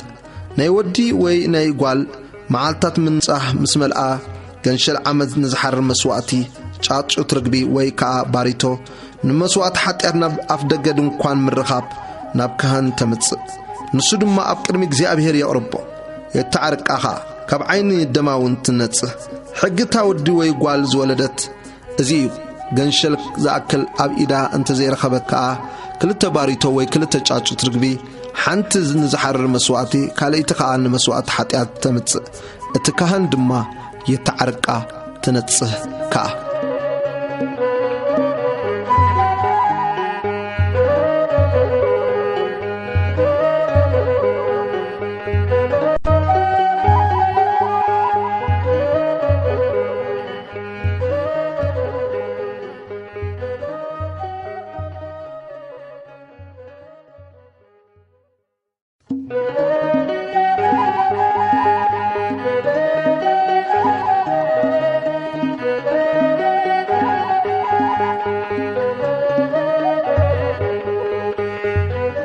ኦሪት ዘለዋውያን ምዕራፍ 13 ሕግታት ብዛዕባ ቁርበት ቁጽሪ 1 እግዚአብሔር ድማ ንሙሴን ንኣሮንን ከምዚ ኢሉ ተዛረቦም ሰብ ኣብ ቁርበት ስጋኡ ሕበጥ ወይ ሽሕር ወይ ብሩህ ብሮት እንተለዎ ኣብ ቁርበት ስጋኡ ከም ቁስሊ ለምጺ ዝበለ እንተኾነ ናብ ካህን ኣሮን ወይ ካብቶም ደቁ ካህናት ናብ ሓደ የምጽእዎ እቲ ካህን ድማ ነቲ ኣብ ቁርበት ስጋኡ ዘሎ ቁስሊ ይርአ ኣብቲ ቁስሊ ዘላ ጸጉሪ እንተጻዕደወት እቲ ቁስሊ ካብ ቁርበት ስጋኡ ጎድጊዱ እንተተረአየ ቁስሊ ለምጺ እዩ እቲ ካህን ምስ ረአዮ ርኹስ ምዃኑ ይንገር እቲ ብሩህ ብሮት ኣብ ቁርበት ስጋኡ እንተጻዕደወ ካብቲ ቁርበት ዓሚቑ እንተዘይተረአየ ጸጉሩን እንተዘይጻዕደወ እቲ ካህን ድማ ነቲ ቁስል 7 መዓልቲ ይዕጸዎ እቲ ካህን ኣብ 7ይቲ መዓልቲ ይርአዮ እነሆ ድማ እቲ ቁስሊ ከምቲ ዝነበሮ እንተሎ እቲ ቁስሊ ኣብቲ ቁርበት እንተዘይለሓመ እቲ ካህን ካልኦት 7 መዓልቲ ይዕጸዎ እቲ ካህን ድማ ኣብ 7ይቲ መዓልቲ ካልኣይ ሳዕ ይርአዮ እነሆ እቲ ቁስሊ እንተፋሕሸወ ኣብቲ ቁርበትውን እንተዘይለሓመ ንሱ ሽሕር እዩ እቲ ካህን ድማ ንጹህ ምዃኑ ይንገር ክዳውንቱ ይሕጸብ እሞ ይነጽህ ንምንጻህ ኣብ ካህን ምስ ተረአየ እቲ ሽሕር ኣብ ቁርበቱ እንተለሓመ ካልኣይ ሳዕ ኣብ ካህን ይርአ እቲ ካህን ድማ ይርአዮ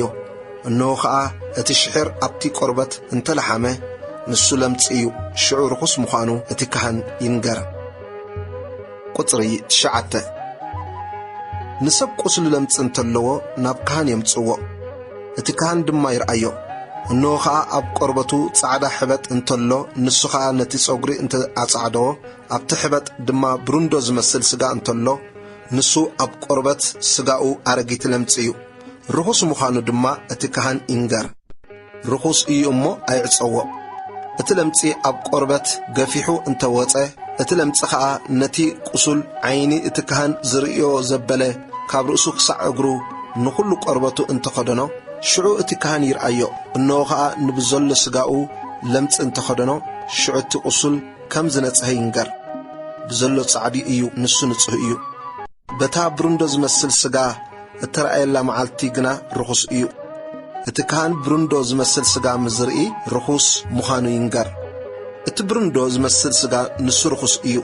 ንሱ ለምጺ እዩ ወይ እቲ ብሩንዶ ዝመስል ስጋ መሊሱ ኣብ ጻዕዳ እንተተለወጠ ናብ ካህን ይምጻእ እቲ ካህን ድማ ይርአዮ እነሆ ኸዓ እቲ ቁስሊ መሊሱ እንተጻዕደወ ሽዑ እቲ ካህን እቲ ቁስል ንጹህ ምዃኑ ይንገር ንሱ ንጹህ እዩ ቁጽሪ 18 ንስጋ ኣብ ቆርበቱ ዝሓወየ ቁስሊ እንተለዎ ኣብቲ በሰላ ኸዓ ጻዕዳ ሕበጥ ወይ ብሩህ ቀይሕ ዝበለ ጻዕዳ ብሮት እንተሎ ሽዑ ኣብ ካህን ይርአ እቲ ካህን ድማ ይርአዮ እነሆ ኸዓ ካብቲ ቆርበት ጐድጒዱ እንተተረአየ ጸጉሪ ኸዓ መሊሱ እንተጻዕደወ ሽዑ ርኹስ ምዃኑ እቲ ካህን ይንገር ንሱ ኣብ በሰላ ዝወፀ ቁስሊ ለምጽ እዩ እቲ ካህን እንተረአዮ እሞ እነሆ ኸዓ ኣብኡ ጻዕዳ ጸጉሪ እንተዘየልቦ ካብቲ ቆርበት እውን እንተዘይጐድጐደ ንሱ ድማ እንተፋሕሸወ ሽዑ እቲ ካህን 7 መዓልቲ ይዕፀዎ ኣብቲ ቆርበት እንተለሓመ ኸዓ ንሱ ቁስሊ ለምጽ እዩ ሽዑ ርኹስ ምዃኑ እቲ ካህን ይንገር እቲ ብሩህ ብሮት ከይለሓመ ኣብቲ ዘለዎ እንተቆመ ድማ ንሱ በሰላ ቁስሊ እዩ ንጹህ ምዃኑ ኸዓ እቲ ካህን ይንገር ቁጽሪ 24 ወይ እቲ ሥጋ ኣብ ቆርበቱ ንዳድ ሓዊ እንተለዎ እሞ ኣብቲ ንዳድ ሓዊ ቅይሕ ዝበለ ጻዕዳ ወይ ጻዕዳ ብሩህ ብሮት እንተኾነ ሽዑ እቲ ካህን ይርአዮ እነሆ ኸዓ ጸጉሪ እቲ ብሩህ ብሮት መሊሱ እንተጻዕደወ ካብቲ ቆርበት ከዓ ጐድጒዱ እንተተረአየ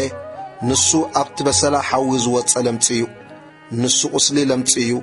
ርኹስ ምዃኑ ድማ እቲ ካህን ይንገር ግናኸ እቲ ካህን እንተረአዮ እነሆ ድማ ኣብቲ ብሩህ ብሮት ጻዕዳ ጸጉሪ እንተዘየልቦ ካብቲ ቆርበት ከዓ እንተዘይጐድጐደ እንተፋሕሸወ ድማ እቲ ካህን 7 መዓልቲ ይዕፀዎ ኣብታ 7ይቲ መዓልቲ ኸዓ እቲ ካህን ይርአዮ ኣብ ቆርበቱ እንተለሓመ ንሱ ቁስሊ ለምጽ እዩ ሽዑ ርኹስ ምዃኑ እቲ ካህን ይንገር እቲ ብሩህ ብሮት ኣብቲ ዘለዎ እንተቆመ ኸዓ ኣብ ቆርበቱ እውን እንተዘይለሓመ ንሱ ድማ እንተፋሕሸወ ንሱ ሕበጥ ሓዊ እዩ በሰላ ሓዊ እዩ እሞ እቲ ካህን ንጹህ ምዃኑ ይንገር ቁጽሪ 29 ሰብኣይ ወይ ሰበይቲ ኣብ ርእሲ ወይ ኣብ ጭሕሚ ቁስሊ እንተለዎ እቲ ካህን ነቲ ቁስሊ ይርአዮ እነሆ ኸዓ ካብቲ ቆርበት ጐድጒዱ እንተተረአየ ናብ ቅጥኒ ብጫ ዘብል ጸጉሪ ኸዓ እንተለዎ ንሱ ዕንፍሩር እዩ ናይ ርእሲ ወይ ናይ ጭሕሚ ለምጽ እዩ ሽዑ ርኹስ ምዃኑ እቲ ካህን ይንገር እቲ ካህን ነቲ ቁስሊ ዕንፍሩር እንተረአየ እነሆ ኸዓ ካብቲ ቆርበት ዓሚቑ እንተዘይተረአየ ጸሊም ጸጉሪ ድማ እንተዘይብሉ ነቲ ቁስሊ ዕንፍሩር ዘለዎ እቲ ካህን 7 መዓልቲ ይዕፀዎ ኣብ 7ይቲ መዓልቲ ድማ እቲ ካህን ነቲ ቁስሊ ይርአዮ እነሆ ኸዓ እቲ ዕንፍሩር እንተዘይለሓመ ናብ ብጫ ዘብል ጸጉሪ እውን እንተዘይብሉ እቲ ዕንፍሩር ከዓ ካብቲ ቆርበት ዓሚቑ እንተዘይተረአየ ንሱ ይላጸእ ነቲ ዕንፍሩር ዘለዎ ግና ኣይላጽዮ እቲ ካህን ድማ ነቲ ዕንፍሩር ዘለዎ መሊሱ 7 መዓልቲ ይዕፀዎ ኣብ 7ይቲ መዓልቲ ኸዓ እቲ ካህን ነቲ ዕንፍሩር ይርአዮ እነሆ ድማ እቲ ዕንፍሩር ኣብ ቆርበት እንተዘይለሓመ ካብቲ ቆርበት እውን ዓሚቑ እንተዘይተረአየ እቲ ካህን ንጹህ ምዃኑ ይንገር ክዳውንቱ ድማ ይሕጸብ ይነጽህ ከዓ ድሕሪ ምንጻሁ ግና እቲ ዕንፍሩር ኣብቲ ቆርበት እንተለሓመ እቲ ካህን ይርአዮ እነሆ ድማ እቲ ዕንፍሩር ኣብ ቆርበት እንተለሓመ እቲ ካህን ናብ ብጫ ዘብል ጸጉሪ እንተሎ ኢሉ ኣይድለ ንሱ ርኹስ እዩ እቲ ዕንፍሩር ኣብቲ ዘለዎ ቆይሙ ኣብኡ እውን ጸሊም ጸጉሪ በቒሉ እንተረአየ ግና እቲ ዕንፍሩር ሓዊዩ እዩ ንሱ ንጹህ እዩ እቲ ካህን ድማ ንጹህ ምዃኑ ይንገር ቁጽሪ 38 ሰብኣይ ወይ ሰበይቲ ኣብ ቆርበት ሥጋኡ ብሩህ ብሮት ጽዳዕ ብሩህ ብሮት እንተለዎ እቲ ካህን ይርአዮ እነሆ ኸዓ እቲ ኣብ ቆርበት ሥጋኦም ዘሎ ብሩህ ብሮት ፍሕሹ ዝበለ ጻዕዳ እንተኾነ እዚ ኣብ ቆርበት ዝወፀ ተውሳስ እዩ ንሱ ንጹህ እዩ ቁጽሪ 40 ሰብ ጸጉሪ ርእሱ እንተተመልጠ ናይ ምንኳዕ እዩ ንሱ ንጹህ እዩ ርእሱ ብሸነኽ ቅድሚት እንተተመልጠ ድማ ምብራሕ እዩ ንሱ ንጹህ እዩ ኣብ ነዃዑ ወይ ኣብ በራሕ ርእሱ ቅይሕ ዝበለ ጻዕዳ ቁስሊ እንተለዎ ንሱ ኣብ ነዃዑ ወይ ኣብ በራሑ ዝወፀ ለምጽ እዩ እቲ ካህን ድማ ይርአዮ እነሆ ኸዓ እቲ ኣብ ነዃዑ ወይ ኣብ በራሑ ዘሎ ሕበጥ ቁስሊ ከምቲ ናይ ቆርበት ሥጋ ለምጽ ቀይሕ ዝበለ ጻዕዳ ኾይኑ እንተተረአየ ለምጻም ሰብ እዩ ንሱ ርኹስ እዩ ርኹስ ምዃኑ እቲ ካህን ኣርጊጹ ይንገረሉ ቁስሉ ኣብ ርእሱ ኣሎ ቁጽሪ 45 እቲ ቁስሊ ዘለዎ ለምጻም ክዳኑ ቅዱድ ይኹን ርእሱ ኸዓ ይቀላዕ ጭሕሙ ድማ ይኽደን رخص إلو خا يجرح قسل زلو كل معات رخص يخون نس رخص إيو نبينو يكمت مقماتو أو وصاء سفر يخون بخدان زلاقب حمام قطري 47 أبكدان دما أبكدان صغري وي أبكدان لحسن تاتيع أبكتني وي أفئمي ناين تاتيع وي ناي صغري وي أب قربت وي أب زخانة كاب قربت التجبر نجر قسلي لم تنتلوا تقسل دما أبكدان وي أب قربت وي أبكتني وي أفئمي وي أب زخانة أقح قربت حملي وي كيح انتبله نسو قسلي لم تيو أبكهان دما يرأي نتكهان كا نتقسلي يرأيو نتقسل شو عت معتي يتصوّ بتا 7 معت دما نتقسلي يرأيو نتقسل أب كدان وي أب قطني وي أب فئمي وي أب قربت نزخون عيو كاب قربت أب التجبر نجر انت لحمه إذا قسل زي بلا علم تيو نسرخص إيو نتخدان دما وي قطني وي فئمي ناي تصغر انتخونه وي ناي انتاتع وي زخون أقحى قربت تقسلي زلو زبله يندد بلا علم تيمو بحوي يندد اتكهان دما انت رأيو نوها تقسلي أب كدان وي أب قطني وي أب فئمي وي أب زخون أقحى قربت انت زي لحمه شعو نتقسلي زلو كحطبو اتكهان يعزز ملسو دما شو عتم عالتي يتصوّ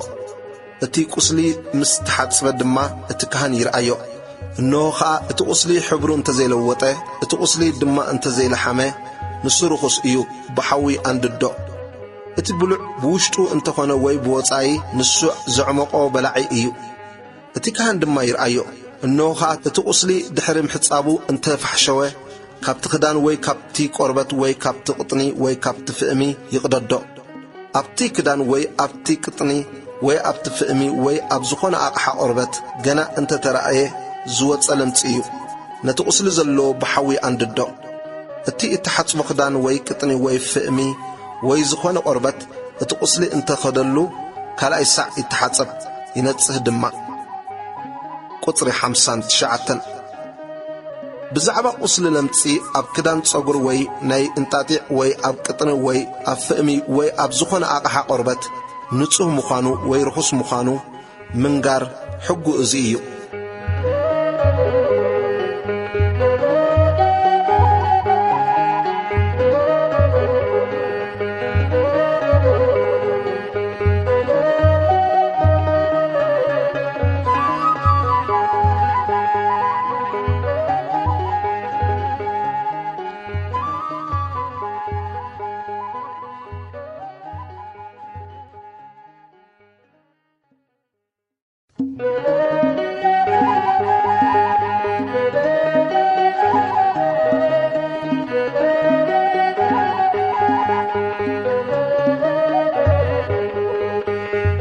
أريد زلواويان معرف 14 كابزلقب حمام قربت منصح قطري حاده እግዚአብሔር ድማ ንሙሴ ከምዚሉ ተዛረቦ ነትለምጻም በመዓልቲ ምንጽሁ እትሕጊዝ ይኹን ናብ ካህን የምጽዎ ትካህን ከኣ ናብ ወጻይ ትሰፈር ይውጻእ እትካህን ድማ ይርአዮ እኖ ከኣ እቲ ቁስሊ ለምጺ ኣብቲ ለምጻም እንተሓወየ ሽዑ ትካህን ስለቲ ዝነጽህ ክልተ ንጹሓት ኣዕዋፍ ብህይወተን ዕንጨይቲ ቄድሮስን ጽሩይ ቀይሕ ፈትልን ስምዕዛን ከኣ ክወስዱ ይኣዝዝ እትካህን ድማ ካብተን ኣዕዋፍ ሓንቲየን ኣብ ኣቕሓ መሬት ኣብ ልዕሊ ፈልፋሊ ማይ ገይሮም ክሓርዱ ይኣዝዝ ነቲ ሕያው ዑፉን ነቲ ዕንጨይቲ ቄድሮስን ነቲ ጽሩይ ቀይሕ ፈትልን ነቲ ስምዕዛን ይውሰድ እሞ ምስ ናይታ ሕያው ዑፍ ኣብ ደም እታ ኣብ ልዕሊ እቲ ፈልፋሊ ማይ እትሓርደት ዑፍ ይጥለቆ ኣብ ልዕሊ እቲ ካብ ለምጺ ዝነጽህ ከኣ 7 ሳዕ ይንጸገሉ እሞ ንጹህ ምዃኑ ይንገር ነቲ ሕያው ዑፍ ንመሮር ትኺድ ይሕደጋ እቲ ዝነጽህ ድማ ክዳውንቱ ይሕጸብ ኩሉ ጸጉሩ ከኣ ይላጺ በማይ እውን ይተሓጸብ ይነጽህ ከኣ ድሕሪዚ ድማ ናብ ሰፈር ይእቶ ግና ከኣ ወጻኢ ድንኳን 7 መዓልቲ ይቀመጥ ክኸውን ድማይ ኣብ 7ይቲ መዓልቲ ኩሉ ጸጉሩ ይላጺ ርእሱን ጭሕሙን ቀርኒብ ዓይኑን ኩሉ ጸጉሩን ይላጺ ክዳውንቱ ከኣ ይሕጸብ ስጋኡ ድማ በማይ ይተሓጸብ ይነጽህ ከኣ ኣብ 8ይቲ መዓልቲ ድማ ጎደሎ ዘይብሎም ክልተ ገንሸልን ጎደሎ ዘይብላ ዓመት ዝገበረት ሓንቲ ሽበንን ንመስዋዕቲ ብልዒ ከኣ 13 ኣፍ ኤፍ ድኹም ሓርጭ ብዘይቲ ተቆምጥዐ ሓደ ሉግ ዘይት ከኣ ይወስድ እትዘንጽህ ካህን ድማ ነቲ ዝነጽህ ሰብን ነዚ ነገርዝን ኣብ ቅድሚ እግዚአብሔር ኣብ ኣፍ ድንኳን ምርኻብ ይቕሞ እቲ ካህን ድማ ነቲ ሓደ ገንሸል ምስቲ ሉግ ዘይቲ ወሲዱ ንመስዋዕቲ በደል የቕርቦ ኣብ ቅድሚ እግዚአብሔር ድማ ንዝውዝወዝ መስዋዕቲ ይወዝውዞ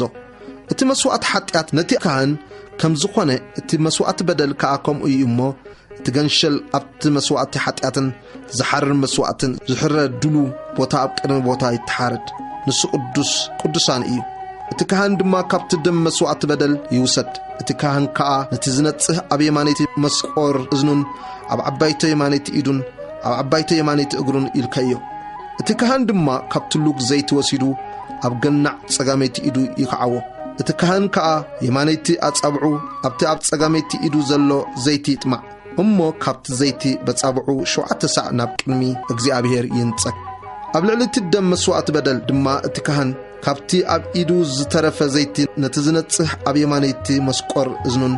ኣብ ዓበይቶ የማነይቲ ኢዱን ኣብ ዓበይቶ የማነይቲ እግሩን ይልከዮ ነቲ ኣብ ኢድ እቲ ካህን ዝተረፈ ዘይቲ ከዓ ናብ ርእሲ እቲ ዝነጽህ ይግበሮ እቲ ካህን ድማ ኣብ ቅድሚ እግዚአብሔር የተዓርቆ እቲ ካህን ከዓ መስዋዕቲ ሓጢአት ይሰውዕ እሞ ነቲ ካብ ርክሰቱ ዝነጽህ የተዓርቆ ድሕሪኡ ድማ ዝሓረር መስዋዕቲ ይሕረድ እቲ ካህን ድማ ዝሓረር መስዋዕትን መስዋዕቲ ብልዕን ኣብ ልዕሊ መስውኢ የቕርብ እቲ ካህን ከዓ የተዓርቆ ንሱውን ይነጽህ ቁጽሪ 21 ንሱ ድኻ እንተኾነ ንኽንድዚ ዝኣክል ኣብ ኢዱ እንተዘይብሉ ድማ ንመስዋዕቲ በደል ንመተዓረቂኡ ክውዝውዞ ሓደ ገንሸል ይውሰድ ንመስዋዕቲ ብልዒ ከዓ 10 ኣፍ ኤፍ ብዘይቲ ተቆምጥዕ ድኹም ሓርጭ ሓደ ሉግ ዘይቲ ድማ 2 ባሪቶ ወይ 2 ጫጩት ርግቢ ከምቲ ኣብ ኢዱ ዝረኸቦ ተሓንቲ ንመስዋዕቲ ሓጢአት እቲ ካልአይቲ ከዓ ንዝሓርር መስዋዕቲ ይውሰድ ኣብ ሰመነይቲ መዓልቲ ንምንጻሁ እዚ ነገር እዚ ናብ ካህን ናብ ኣፍ ድንኳን ምርኻብ ናብ ቅድሚ እግዚአብሔር የምጽኣዮ እቲ ካህን ድማ ነቲ ገንሸል መስዋዕቲ በደልን ነቲ ሉግ ዘይትን ይውሰድ እሞ እቲ ካህን ንዝውዝወዝ መስዋዕቲ ኣብ ቅድሚ እግዚአብሔር ይወዝውዞ ነቲ ገንሸል መስዋዕቲ በደል ከዓ ይሕረዶ እቲ ካህን ድማ ካብ ደም እቲ መስዋዕቲ በደል ወሲዱ ነቲ ዝነጽህ የማነይቲ መስቆር እዝኑን ዓባይቶ የማነይቲ ኢዱን ዓባይቶ የማነይቲ እግሩን ይልከዮ እቲ ካህን ድማ ካብቲ ዘይቲ ኣብ ገናዕ ጸጋመይቲ ኢዱ ይክዖ እቲ ካህን ከዓ ካብቲ ኣብ ጸጋመይቲ ኢዱ ዘሎ ዘይቲ ብየማነይቲ ኣጻብዑ ኣብ ቅድሚ እግዚአብሔር 7 ሰዕ ይንጸግ ኣብ ልዕሊ እቲ ደም መስዋዕቲ በደል ዘሎ ቦታ ድማ እቲ ካህን ነቲ ዝነጽህ ካብቲ ኣብ ኢዱ ዘሎ ዘይቲ ኣብ የማነይቲ መስቆር እዝኑን ኣብ ዓበይቶ የማነይቲ ኢዱን ኣብ ዓበይቶ የማነይቲ እግሩን ይልከዮ ነቲ ካብቲ ዘይቲ ዝተረፈ ኣብ ኢድ እቲ ካህን ዘሎ ኣብ ቅድሚ እግዚአብሔር ከተዓርቆ ኣብ ርእሲ እቲ ዝነጽህ ይግበሮ ከምቲ ኣብ ኢድ ዝረኸቦ ሓንቲ ካብተን ባሪቶ ወይ ሓንቲ ካብተን ጫጩት ርግቢ ይሰውዕ ምስቲ መስዋዕቲ ብልዒ ከምቲ ኣብ ኢዱ ዝረኸቦ ሓንቲ ንመስዋዕቲ ሓጢአት ሓንቲ ከዓ ንዝሓርር መስዋዕቲ ይሰውዕ እቲ ካህን ከዓ ነቲ ዝነጽህ ኣብ ቅድሚ እግዚአብሔር የተዓርቆ ብዛዕባ ቁስሊ ለምጽ ዘሎ ንምንጻሆ ዘድሊ ኣብ ኢዱ ዝኣክል ዘይረኸበ ሕጉዝ እዩ ኣብ ቤት ዝርከብ ተላጋቢ ሕማም ቁጽሪ 33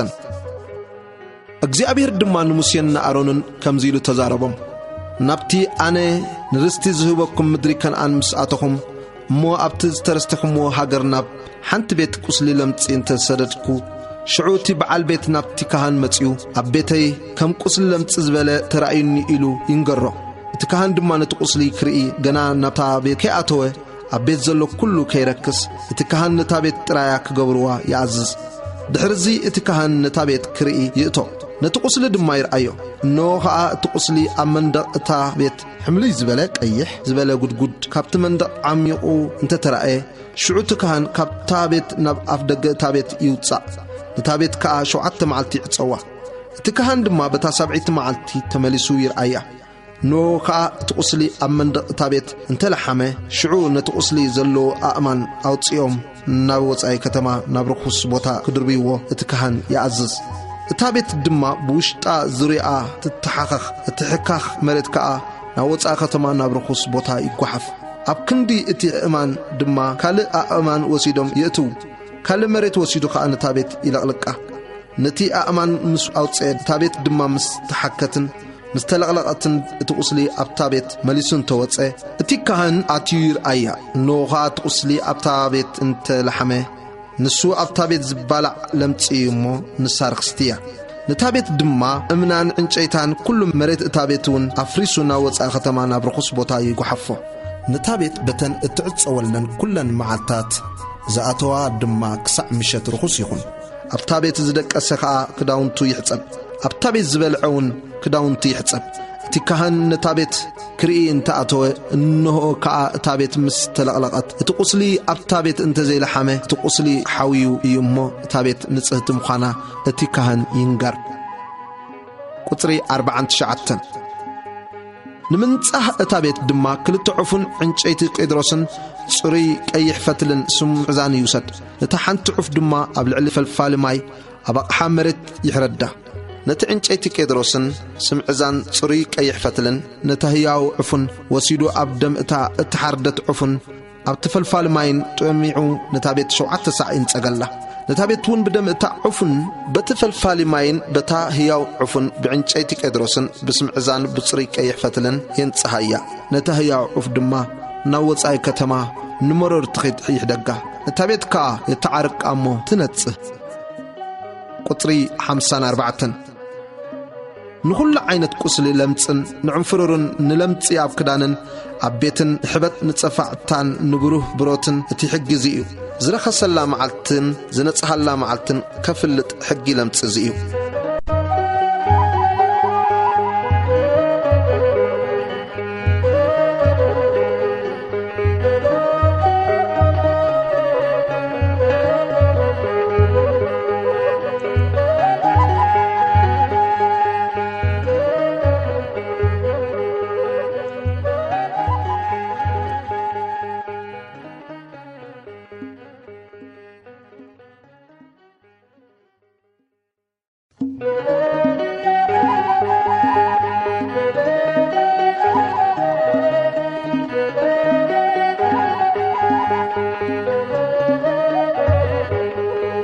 أريد زلواويان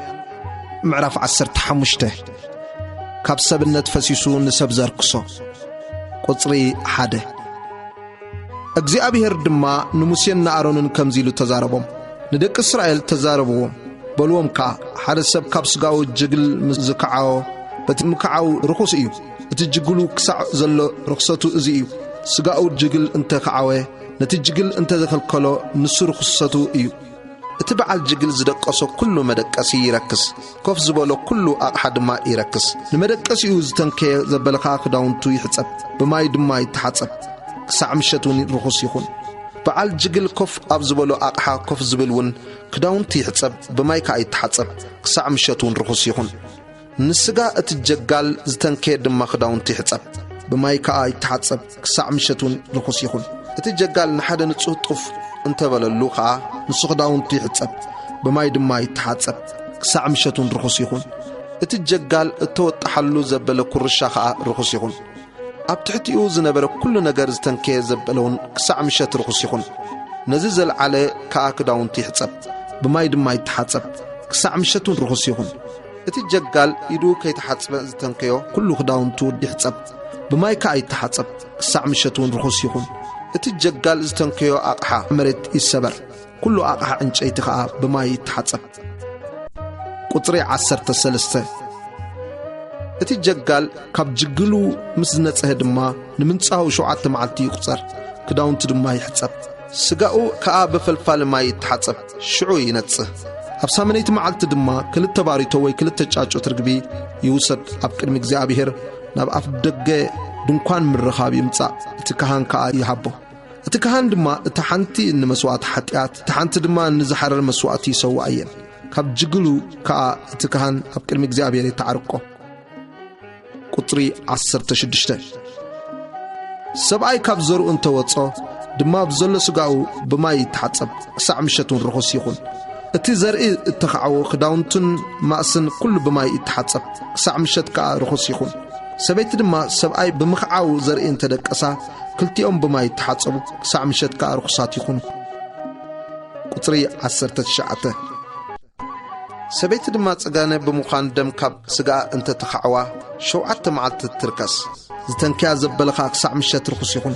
بصقيناء زدقسته كل ነገር ርኹስ ይኹን ኮፍ ዝበለቶ ከዓ ርኹስ ይኹን መደቀሲኣ ዝተንከየ ዘበለ ድማ ክዳውንቱ ይሕጸብ ብማይ ከዓ ይተሓጸብ ክሳዕ ምሸቱን ርኹስ ይኹን ንሳ ኮፍ ዝበለቶ ኩሉ ነገር ዝተንከየ ዘበለ ድማ ክዳውንቱ ይሕጸብ ብማይ ከዓ ይተሓጸብ ክሳዕ ምሸቱን ርኹስ ይኹን ነቲ መደቀሲኣ ወይ ኮፍ ኢላቶ ንዝነበረት ኣቕሓ ምዝትንኪ ክሳዕ ምሸት ርኹስ ይኹን ሰብኣይ ምስኣ ደቂሱ ጽጌናኣ እንተወጸየቆ 7 መዓልቲ ርኹስ ይኹን ንሱ ዝድቅሶ ኩሉ መደቀስ ከዓ ርኹስ ይኹን ቁጥሪ 25 ሰበይቲ በቲ ግዜ ጽጌናኣ ዘይኮነ ነዊሕ መዓልቲ ደም ዛሕዛሕ እንተበላ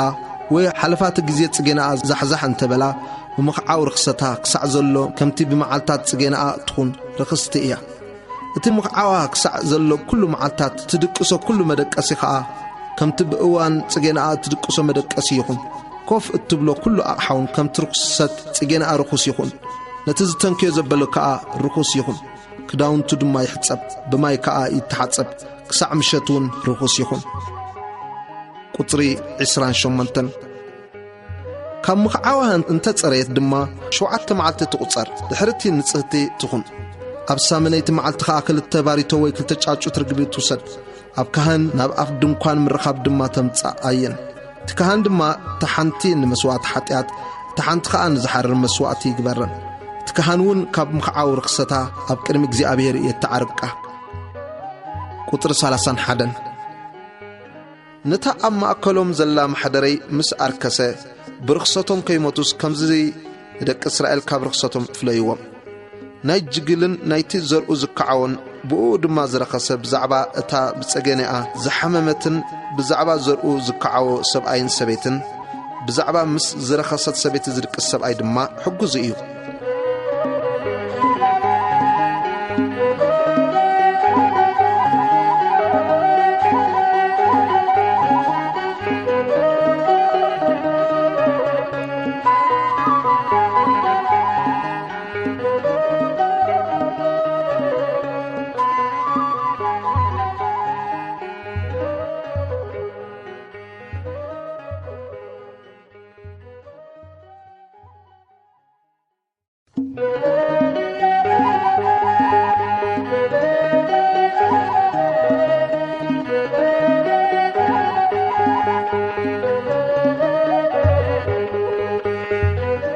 ኦሪት ዘለዋውያን ምዕራፍ 16 ሕድገት ሓጢአት ዝርከበሉ መዓልቲ ቁጥሪ 1 ድሕሪ ሞት ክልቲኦም ደቂ ኣሮን እቶም ኣብ ቅድሚ እግዚአብሔር ምስ ቀረቡ ዝሞቱ እግዚአብሔር ንሙሴ ተዛረቦ እግዚአብሔር ከዓ ንሙሴ በሎ ኣነ ብደበና ኣብ ልዕሊ መኽደን መተዓረቕ ክረአ እየ እሞ ንሓውካ ኣሮን ከይመውትሲ ናብ ቤት መቕደስ ኣብ ውሽጢ መጋረጃ ናብ ቅድሚቲ ኣብ ልዕሊ ታቦት ዘሎ መኽደን መተዓረቒ ኩሉ ግዜ ከይኣቱ ንገሮ ንመስዋዕቲ ሓጢአት ሓደ ዝራብዕ ንዝሓርር መስዋዕቲ ከዓ ሓደ ድዑል ሒዙን ኣሮን በዚ ናብ ቤተ መቕደስ ይእቶ እቲ ናይ ልሕፂ እንጣጢዕ ቅዱስ ቀምሽ ታሕቲ ይከደን ናይ ልሕፂ እንጣጢዕ ስረኻ ኣብ ልዕሊ ስጋኡ ይግበር ናይ ልሕፂ እንጣጢዕ ቅናት ድማ ይተዓጠቕ ናይ ልሕፂ እንጣጢዕ መጠምጠምያውን ኣብ ርእሱ ይጠምጥም እዚ ቅዱስ ኣልባስ እዩ ስጋኡ ብማይ ተሓጺቡ ይከደኖ ካብ ኣኼባ ደቂ እስራኤል ድማ ንመስዋዕቲ ሓጢአት 2 ዲበላ ንዝሓርር መስዋዕቱን ሓደ ድዑል ይውሰድ ኣሮን ከዓ ነቲ ዝራብዕ መስዋዕቲ ሓጢአቱ የቕርቦ ንርእሱን ንቤቱን ከዓ ይተዓረቕ ንኽልቲኦም ዲቦላ ወሲዱ ድማ ኣብ ቅድሚ እግዚአብሔር ኣብ ኣፍ ድንኳን ምርኻብ ደው የብሎም ኣሮን ድማ ነቶም 2 ዲቦላ ሓደ ዕጭ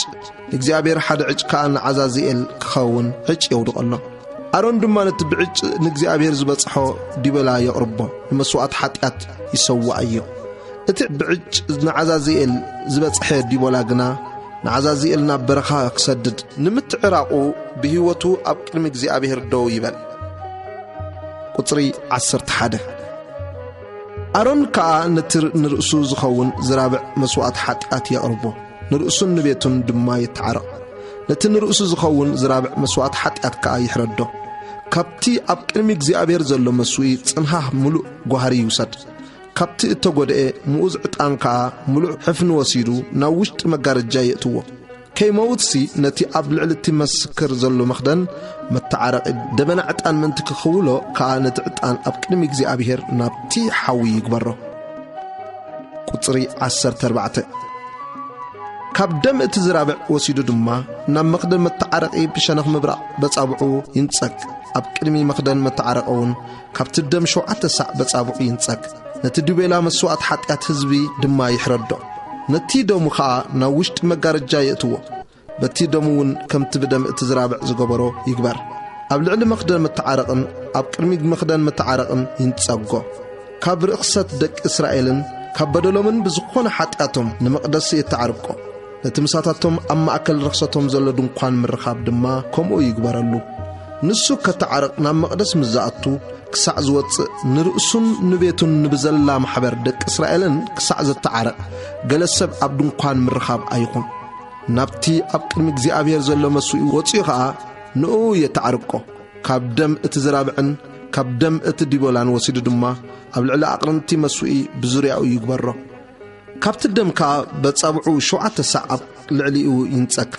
ካብ ርኽሰት ደቂ እስራኤል ድማ ይንጸሃዮ ይቀድሶን በጃ ኃጢአት ዝስደድ ዲቦላ ቁጽሪ 20 ንመቕደስን ንድንኳን ምርኻብን ንመስዋዕን ዓሪቑ ምስ ወደአ ከዓ ነቲ ሕያው ዲቦላ የቕርቦ ኣሮን ድማ ክልቲኡ ኢዱ ኣብ ርእሲ እቲ ሕያው ዲቦላ የንብር እሞ ብኹሉ ክፍኣት ደቂ እስራኤልን ብኹሉ በደሎምን ብኹሉ ኃጢአቶምን ኣብ ልዕሊኡ ይናዘዝ ኣብ ርእሲ እቲ ዲቦላ ከዓ የንብሮ ብኢድ እቲ ነዚ እተዳለወ ሰብኣይ ድማ ንበረኻ ይስደዶ እቲ ዲቦላ ከዓ ንኹሉ ክፍኣቶም ኣብ ልዕሊኡ ናብ ጽሙይ ምድሪ ይጽሮ ነቲ ዲቦላ ድማ ንበረኻ ይፈንዎ ቁጽሪ 23 ኣሮን ድማ ናብ ድንኳን ምርኻብ ይእቶ ነቲ ናብ መቕደስ ከኣቱ ከሎ ለቢስዎ ዝነበረ ናይ ልሕፅን ጣጢዕ ኣልባሳቱን የውፃዮ ኣብኡ ከዓ ይሕደጎ ድማ ኣብ ቅዱስ ቦታ ኮይኑ ስግኡ ብማይ ይተሓጸብ ክዳውንቱ ከዓ ይከደን ወፂኡ ድማ ነቲ ዝሓረር መስዋዕቱን ነቲ ዝሓረር መስዋዕት ህዝብን ይሰውዕ ንርእሱን ንህዝብን ከዓ የተዓረቕ ስብሒ መስዋዕት ኃጢአት ድማ ኣብ መሰውኢ ይሕርር እቲ ነቲ ዲቦላ ንዓዛዝኤል ዝፈነወ ከዓ ክዳውንቱ ይሕጸብ ስግኡን ብማይ ይተሓጸብ ድሕሪዚ ድማ ናብ ሰፈር ይእቶ ነቲ ዝራብዕ መስዋዕት ኃጢአትን ነቲ ዲቦላ መስዋዕት ኃጢአትን ደሞም ንምትዕራቕ ናብ መቕደስ ዝኣተወ ናብ ወፃኢ ሰፈር የውፅዎም ቆርበቶምን ስግኦምን ፈርሶምን ከዓ ብሓዊ የንድድዎ እቲ ዘንደዶም ድማ ክዳውንቱ ይሕጸብ ስግኡን ብማይ ይተሓጸብ ድሕሪዚ ናብ ሰፈር ይእቶ ምሕላው መዓልቲ ሕድገት ኃጢአት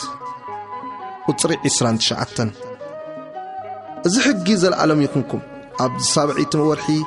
ኣብ ታወርሒ ከዓ ብ10 መዓልቲ ወዲ ዓዲ ኾነ ወይ ኣብ ማእከልኩም ዝቕመጥ ስደተኛ ነፍስኹም ኣዋርዱ ገለ እኳ ዕዮ ኣይትዕየዩ በታ መዓልቲ እቲኣ ምእንቲ ክትነጽሁስ ክትተዓረቑ ኢኹም እሞ ካብ ኩሉ ኃጢአትኩም ኣብ ቅድሚ እግዚኣብሔር ክትነጽሁ ኢኹም ንኣኻትኩም ዓባይ ሰንበት ዕረፍቲ እያ ነፍስኹም ከዓ ኣዋርዱ ሕጊ ዘለዓለም እዩ እቲ ኣብ ክንዲ ኣቦኡ ካህን ክኸውን እተቐደሰን ካህን የተዓረቕ እቲ ናይ ልሕፅን ጣጢዕ ኣልባስ ድማ እቲ ቅዱስ ኣልባስ ይልበስ እቲ ቅዱስተ ቅዱሳን ከዓ የተዓረቕ ንድንኳን ምርኻብን ንመስውዕን ድማ የተዓረቕ ንካህናትን ንኹሉ ህዝቢ ማሕበርን ከዓ የተዓረቕ ቁጽሪ 34 ንደቂ እስራኤል ሓንሳ ኣብ ዓመት ካብ ኩሉ ኃጢአቶም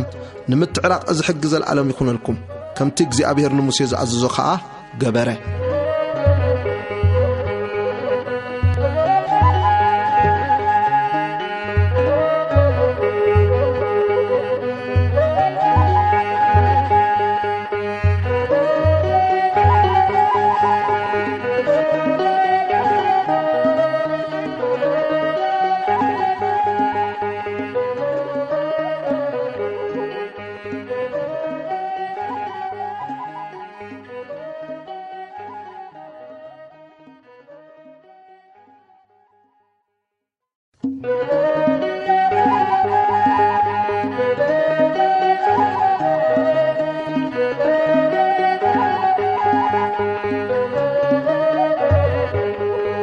ኦሪት ዘሌዋውያን ምዕራፍ 17 ደም ምብላዕ ከም ዝተኸልከለ ቁጽሪ 1 እግዚአብሔር ድማ ንሙሴ ከምዚ ኢሉ ተዛረቦ ንኣሮንን ንደቁን ንኹሎም ደቂ እስራኤልን እቲ እግዚአብሔር ዝኣዘዞን ዝበሎን ነገር እዚ እዩ ኢልካ ተዛረቦም ዝኾነ ሰብ ካብ ቤት እስራኤል ብዕራይ ወይ ገንሸል ወይ ጤል ኣብ ሰፈር እንተሓረደ ወይ ኣብ ወፃኢ ሰፈር እንተሓረደ ኣብ ቅድሚ ማሕደር እግዚአብሔር ንግዚአብሔር መስዋዕት ከቅርቦ ናብ አፍ ድንኳን ምርኻብ እንተ ዘየምጾ ነቲ ሰብእቲ ከም ዕዳደም ይቆጸረሉ ደም ክዕዩ እዩ እቲ ሰብእቲ ካብ ማእከል ህዝቡ ክምንቆስ እዩ ስለዚ ደቂ እስራኤል ነቲ አመረር ዝሰውዎ ዝሕረድ መስዋዕቶም ናብ እግዚአብሔር ናብ አፍ ድንኳን ምርኻብ ናብ ካህን የምጽዎ እግዚአብሔር ካህን መስዋዕት ምስጋና ይቅርብሉ እቲ ካህን ድማ ነቲ ደም ኣብ አፍ ድንኳን ምርኻብ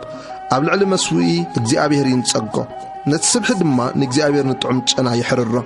ደጊም እቲ ዝሕረድ መስዋዕቶም ነቶም ብምንዝርና ዝስዕብዎም አጋንንቲ አይሰው እዝን ውሉድ ወለዶም ሕግ ዘለዓለም ይኹኖም ቁጽሪ 8 ድማ ዝኾነ ሰብ ካብ ቤት እስራኤል ወይ ካብቶም ኣብ መንጎኦም ዝነብሩ ጓኖት ዝሓረድ መስዋዕቲ ወይ ዝሕረድ መስዋዕቲ እንታ ኣቕረበ ንእግዚአብሔር ክስውኦ ከዓ ናብ አፍ ድንኳን ምርኻብ እንተ ዘየምጾ እቲ ሰብእቲ ካብ ህዝቡ ክምንቆስ እዩ በሎም ቁጽሪ 10 ድማ ዝኾነ ሰብ ካብ ቤት እስራኤል ወይ ካብቶም ኣብ መንጎኦም ዝነብሩ ጓኖት ደም ዝበለ እንተ በልዐ ነታ ደም ዝበልዐት ነፍሲ ብገጸይ ናብኣ ክመልስ እየ ካብ ማእከል ህዝባ ከዓ ክምንቆሳየ ነፍሲ ስጋ ኣብቲ ደም እዩ ነታ ነፍሲ ዘተዓርቃ እቲ ደም እዩ እሞ ኣነ ድማ ናብ ልዕሊ መስዊኢ ንነፍሳትኩም ከተዓርቕ ኢለ ሃብክኹም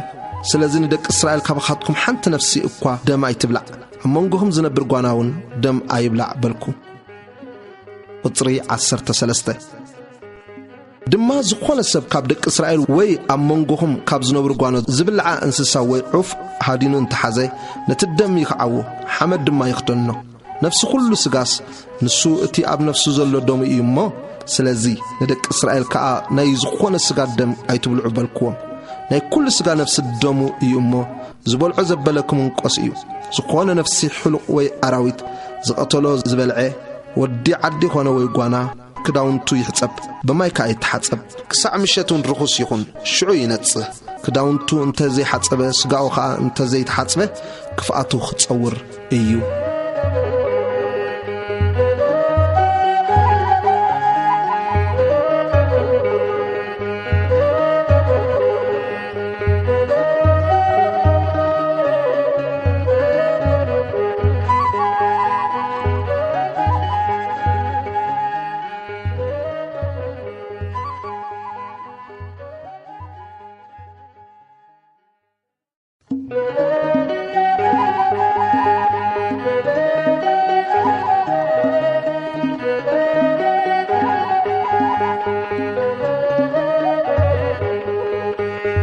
ኦሪት ዘሌዋውያን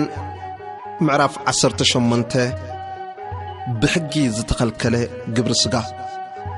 ቁጽሪ 1 እግዚአብሔር ድማ ንሙሴ ከምዚ ኢሉ ተዛረቦ ንደቂ እስራኤል ተዛረቦም በሎም ከዓ ኣነ እግዚአብሔር ኣምላክኩም እየ ከም ግብሪ እታ ዝነበርኩም ኣብ ምድሪ ግብጺ ኣይትግበሩ ከምቲ ግብሪ እታ ኣነ ናብኣ ዘእተወኩም ሃገር ከነዓን ድማ ኣይትግበሩ ብስርዓቶም እውን ኣይትመላለሱ ብኡ ክትመላለሱስ ፍርድታተይ ግበሩ ሕገጋተይ ከሓሉ ኣነ እግዚአብሔር ኣምላክኩም እየ ሕገጋተይን ፍርድታተይን ሓሉ እቲ ዝገብሮ ሰብ ብኡ ህያው ይኸውን ኣነ እግዚአብሔር እየ ቁጽሪ 6 ሓደ ሰብ እኳ ቀረባ ዘመዱ ናብ ዘበለት ሕፍረታ ክቐልዕ ኢሉ ኣይቕረባ ኣነ እግዚአብሔር እየ ሕፍረት ኣቦኻን ሕፍረት ኣዴኻን ኣይትቕላዕ ኣዴኻ እሞ ሕፍረታ ኣይትቕላዕ ሕፍረት ሰበይቲ ኣቦኻ ኣይትቕላዕ ሕፍረት ኣቦኻ እዩ ሕፍረት ሓብትኻ ኣይትቕላዕ ጓል ኣቦኻ ወይ ጓል ኣዴኻ ኣብ ቤት እተወለደት ወይ ኣብ ግዳም እተወልደት ሕፍረታ ኣይትቕላዕ ሕፍረት ጓል ወድኻ ወይ ጓልካ ሕፍረትካ እዩ እሞ ሕፍረተን ኣይትቕላዕ ሕፍረት ጓል ሰበይቲ ኣቦኻ ካብ ኣቦኻ እተወልደት ሓብትኻ እያ ሕፍረታ ኣይትቕላዕ ሕፍረት ኣሞኻ ኣይትቕላዕ ንሳ ቀረባት ዘመድ ኣቦኻ እያ ቀረባት ዘመድ ኣዴኻ እያ እሞ ሕፍረት ሓትኖኻ ኣይትቕላዕ ሕፍረት ሓዊ ኣቦኻ ኣይትቕላዕ ናብ ሰበይቱ ኣይትቕረብ ሓብቲ ኣቦኻ እያ ሕፍረት ሰበይቲ ወድኻ ኣይትቕላዕ ሰበይቲ ወድኻ እያ ሕፍረታ ኣይትቕላዕ ሕፍረት ሰበይቲ ሓውካ ኣይትቕላዕ ሕፍረት ሓውኻ እዩ ሕፍረት ሰበይትን ጓላን ኣይትቕላዕ ጓል ወዳ ወይ ጓላ ድማ ሕፍረታ ንምቕላዕ ኣይትውሰድ ንሳተን ቀረባት ዘመድ እየን እሞ ገበን እዩ ብህይወታ ከላ ሕፍረታ ብምቕላዕ ከተቕናዓ ሰበይቲ ምስናይ ሓብታ ኣይትእቱ ቁጽሪ 19 ሰበይቲ ብጽገነኣ ረኺሳ ከላ ሕፍረታ ክትቀልዕ ኣይትቕረባ ሰበይቲ ብጻይካ በኣ ከይትረክስ ብስጋ ምስኣ ንምርኻብ ኣይትደቅስ ካብ ዘርእኻ ንመሎኽ ብሓዊ ንምሕላፍ ኣይትሃብ ስም ኣምላኽካ ኣይተርክስ أنا እግዚአብሔር إيه كم مسبيت مدقاس مس سبعي أيتدقس أزت إياف إيو بقى كيتركس مسجلة إنسسا بسجا أيترقب سبيت دم بسجا كترقب إلى أو كمن إنسسا دو أيتبل إذا جود نجار إيو قطري إسران 4 أتوم أنا كاب كلميكم زسقهم هزبتات بز كل رخيصم يومه بز كل أيتركسو أتامدر بز رخصت أنا خاحت أتا أبر إساك ملسي أتامدر دمانتهم زنبروا كتتفقهم إياه نسخاتكم جنا حقاقاتين فردتاتين حلو ودعدي كونوي أمونكم زنبر قوانا كاب كل إزت سياف إزي قلع أيتقبرو إزي كل سياف أتوم كلميكم أبقى زنبر سب أتاقر غيرهم مو إيامهم أتامدر رخصت أتامدر مس أركسكم نتم كلميكم زنبروا هزبي كمز تفعتم نأخذكم دما كي تفعكم كابزي كل تصياف ازي زغبره زبله اتن زغبره نفسات كاب مونغو حزبنكم قصاين اتقرميكم زغبرو زنبرو رخص سرعتات كي تغبرو بو خا كي ترخصو اتكتحلو الى زعززكم حلو انا እግዚአብሔር املاكم ايه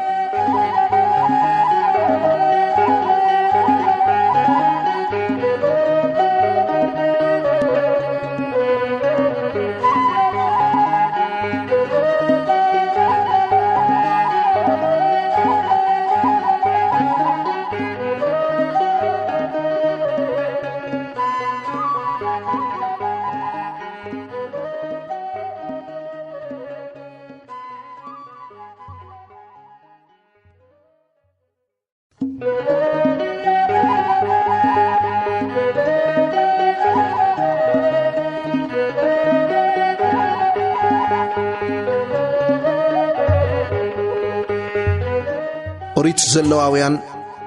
معرف 19 حقيق قدسنا قطري حاده እግዚአብሔር ድማን ሙሴ ከምዚሉ ተዛረቦ ንብዘሎ አኺባ ደቅ እስራኤል ተዛረብ በሎም ድማ አነ እግዚአብሔር አምላክኩም ቅዱስ እየሞ ንስኻትኩም ቅዱሳት ኩኑ ነፍስ ወከፍኩም አዲዩን አቡን ይፍራህ ሰናብተይ ሐሉ አነ እግዚአብሔር አምላክኩም ናብ ጣዖታት አይትመለሱ አማልክቲ ፈሲ ድማ አይትግበሩ አነ እግዚአብሔር አምላክኩም ቁጥሪ 5 ንግዚአብሔር መስዋዕት ምስጋና ምስ እትስውኡ ባህ ከም ዘብሎ ጌርኩም ሰውኡ በታትስውላ መዓልትን ጽባሒታን ይበላዕ እቲ ክሳዕ ሳልሰይቲ መዓልቲ ዝተረፈግና በሓዊ ይንደድ ኣብ ሳልሰይቲ መዓልቲ እንተ ተበልዐ ፍንፍን እዩ ኣይቅበሉን እዩ እቲ ዝበልዑ ድማ እቲ እግዚአብሔር እተቀደሰ ኣርክሲ እሞ ክፍኣቱ ይጸውር እታ ነፍስቲኣ ከኣ ካብ ህዝባ ክትምንቆስ እያ ቁጥሪ 9 عصيد مدركم مس تعصدو نتي درت غرات كا فصيمكا ايتعصدو نتقاريم عصيد كاون ايتريو نوين خدما ايت وحيو نتام وين خازودق افرخا ايتريو ندخان نسدتنيا اندا احدغو انا እግዚአብሔር አምላክኩም ቁጥሪ 11 አይትስረቁን አይትጠብሩን ሓደኳን ንብጻዩ አይትሐሱ ንስም አምላካ ከይተርክስ በስመይ በሐሶት አይትምሐሉ አና እግዚአብሔር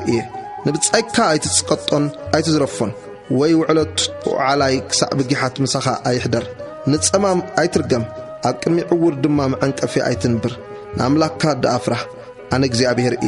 بفردي ايتعمصو ندخا غصوريخا ايتدالو نتسلطن دما غصوريخا ايتخبرو نبتصايكا غنا بقنعنا فرد كتحمي الكاب حزبخا ايتزور ناب دم بتصايكا ايتلعل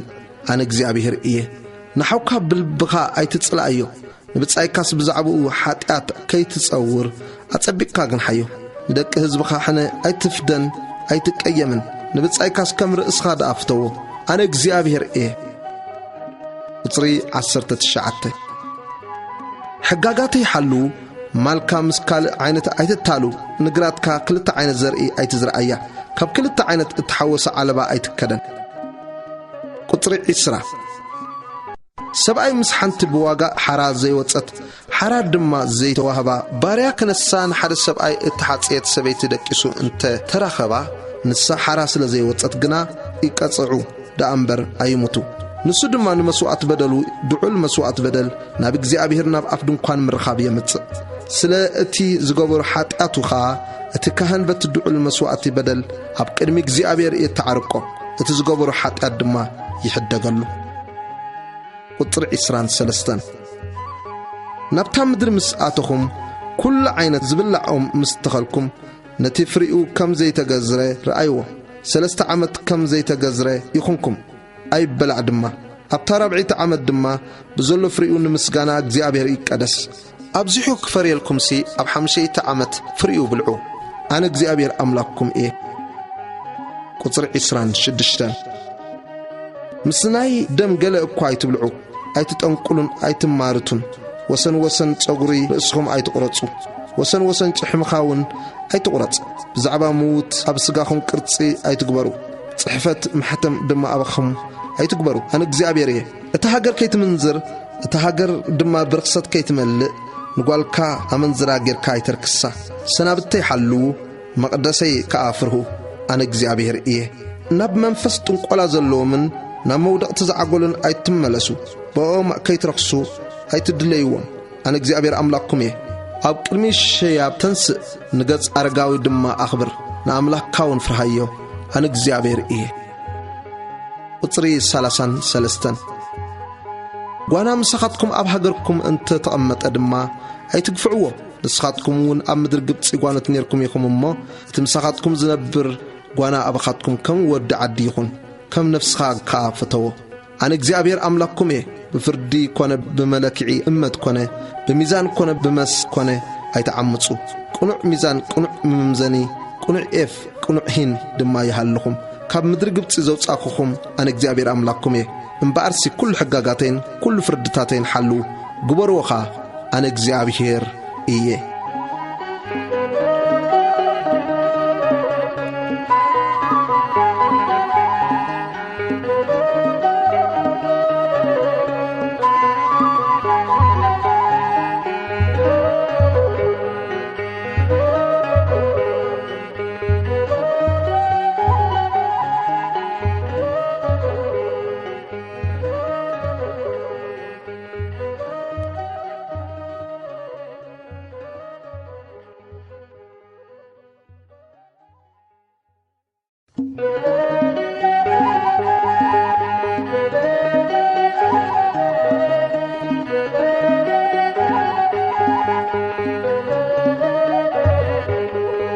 وريت زلواويان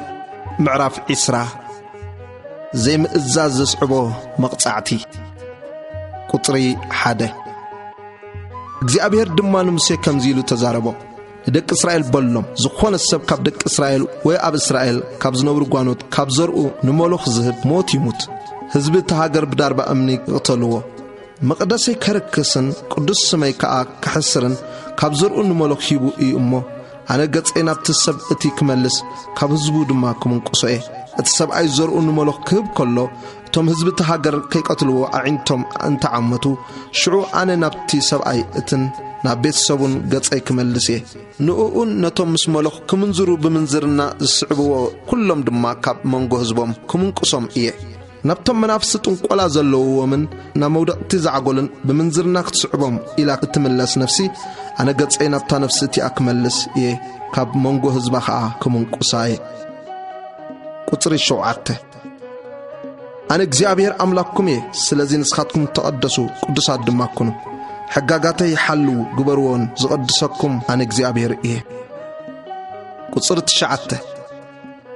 زخون السب نبو وينديو زرقامي موت يموت نبو نديون رقيمي ما دمو قبل علي إيو قصري 10 أب سبيت سب عايز زموه السب أب سبيتو بتعايز زموه اتز زموان اتاز زموتن موت يموتو مس سبيتي أبو زدك أساسب حفرة أبو قلعي كلتي موت يموتو دمم قبل عليهم إيو مس سبيتي ودو زدك أساسب كلتي موت يموتو نور غيرهم يمما دمم قبل عليهم إيو سبعي كم مس سبعي انت دك أساسب كلتي نور غيرهم يمما موت يموتو دمم قبل عليهم إيو حد السب دما قوالن أديان انت آتوه إذ رخصت إيو رخصت أما أكلكم كير كبسي نسون نساتنن بحوين دادو سبك أمس أنسسا بسقا انت ترخبه موت يموت نتا أنسساون قتلوه سبيت الدما بسقا كترخبه إلا نبقل أنسسا انت قربت نتا سبيتن نتا أنسسان قتلهم موت يموتو دمم قبل عليهم إيو سبكا حبتو قوال أبو وي قوال الديو انت أعطوه حفرتها دما انت رأي نساون حفرتو انت رأيت ازنوري إيو أبكرمي دك أزبام يمنقصو نسو حفرت حبتو قلعو إيو كفعاتو كتصوري سبكا مسبعالت تسجنة سبيتي انت دك أسي حفرتهاون انت قلعي فالفالئة قلعي نساها فالفالي دما قلعت سلازي كلتيهم كم أكل زبام كمون قصيو حفرت حات النخان أموخان أي تقلع حفرت قربا سقاو قلعو إيومو كفعتهم كتصوريو سب دما مسبيت حاوبو انت دكسه حفرت حاوبو قلع حاتياتهم يتصورو حد غزي يبلهم يموتو سب كاسبيت حاو انت اتوه زرخصت ايو حفرت حاو قلع حد غزي يبلهم يخونو قطري عسران كلتن اتاخت نبرولا الى انا نبقى زأتوكم مدري كي تتفقكم سي كل حقاقاتين كل فردتاتين حلون قبرن بأمل اتم انا كاب قدميكم زسقوم حزبي اي تخيدو اتاك تنبر الله الى انا نبقى زأتوكم مدري كي تتفقكم سي كل حقاقاتين كل فردتاتين حلون قبرن بأمل اتم انا اب قدميكم زسقوم حزبي اي تخيدو اذا كل غيرم يمو فنفنكوم بلكم دما نسخاتكم مدرم كترستيكم انا خاطات صبان معرن توحز مدري نرستي كبكم ايه كاب حزبتات زفلخوكم انا እግዚአብሔር አምላክኩም ايه قطري إسران حمشتن مبارسي أمونغو نصحاتن رخصاتن انسسا أمونغو رخصاتن نصحاتن أعواف دما فليو بتم رخصات غيرك زفلخلكم انسسان عوافن أمدر لممزبلون نفساتكم أيتركسو أنا እግዚአብሔር ቅዱስ يمو ቅዱሳትኩም لي ناتي كتكونو خا كاب حزبتات فليكم ايه قطري إسران شوعتن سبعي وي سبيتي منفس طنقلا انتلوا وي مودقت زعقل انتخونه موت يموتو بداربا امني قتلوهم دمم قبل اليوم يو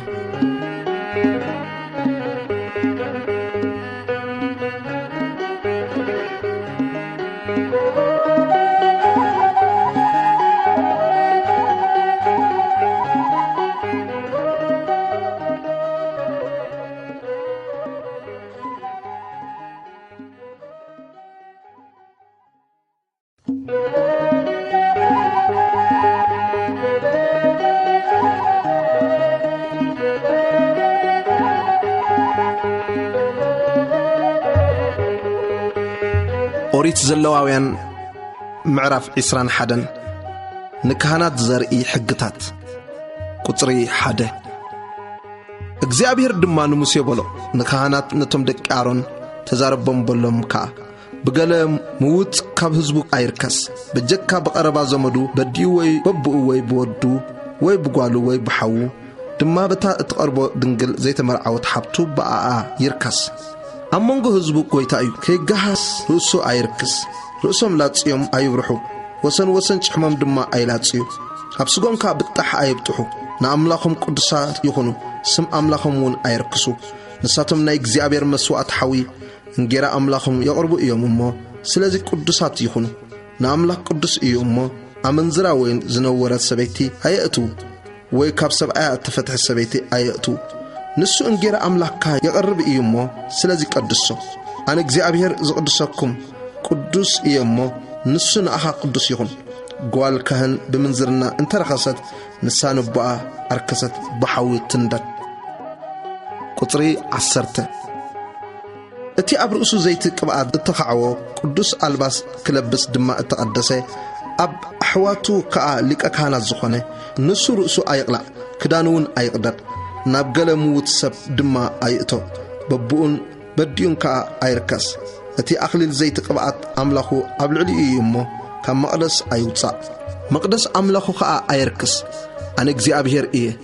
ንሱ ድማ ብድንግልና ዘላ ሰበይቲ የእቱ ሰበይቲ ካብ ህዝቡ ድንግል የእቱ እምበር መበለት ወይ ፍትሕቲ ወይ ዝረኸሰት ወይ ኣመንዝራ ኣየእቱ ዝቅድሶ ኣነ እግዚአብሔር እየ ዘርኡ ኣብ ማእከል ህዝቡ ኣይርክስ ቁጥሪ 16 እግዚአብሔር ድማ ንሙሴ ከምዚሉ ተዛረቦ ንኣሮን ከምዚልካ ተዛረቦ ብዝመጽእ ወለዶኦም ዝኾነ ሰብ ካብ ዘርእኻ ጎደሎ ዘሎ እንጌራ ኣምላኹ ከቐርብ ኢሉ ኣይቕረብ ዝኾነ ሰብ ጎደሎ ዘሎ ዕውር ወይ ሓንካስ ወይ ጥፍሉሕ ኣፍንጩ ወይ ኣብ ኣካሉ ገለ ሓለፋ ዘለዎ ወይ ስቡር እግሪ ወይ ስቡር ኢድ ዘለዎ ሰብ ወይ ጎባጥ ወይ ድንኪ ወይ ዓይኑ ዝሐበለ ወይ ሸሕራም ወይ ዓባቕ ወይ ስሉብ ኣይቕረብ ካብ ዘርኢ ካህን ኣሮን ጎደሎ ዘለዎ ዘበለ ሰብ መስዋዕቲ ሓዊ እግዚአብሔር ከቕርብ ኣይቕረብ ጎደሎ ኣለዎ እንጌራ ኣምላኹ ከቕርብ ኢሉ ኣይቕረብ እንጌራ ኣምላኹ ካብቲ ቅዱስ ቅዱሳንን ካብቲ ቅዱስን ይብላዕ ዝቅድሶም ኣነ እግዚአብሔር እየ እሞ ጎደሎ ስለ ዘለዎ መቃድሰይ ከይርክስ ናብ ውሽጢ መጋረጃ ኣይእቶ ናብ መስውኢ ከዓ ኣይቕረብ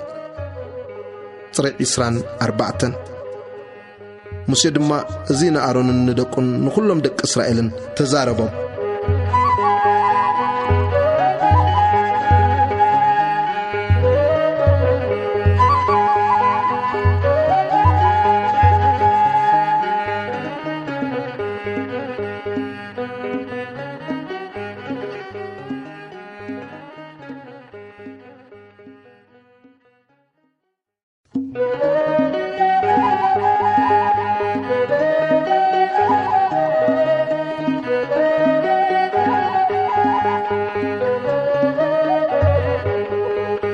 ኦሪት ዘለዋውያን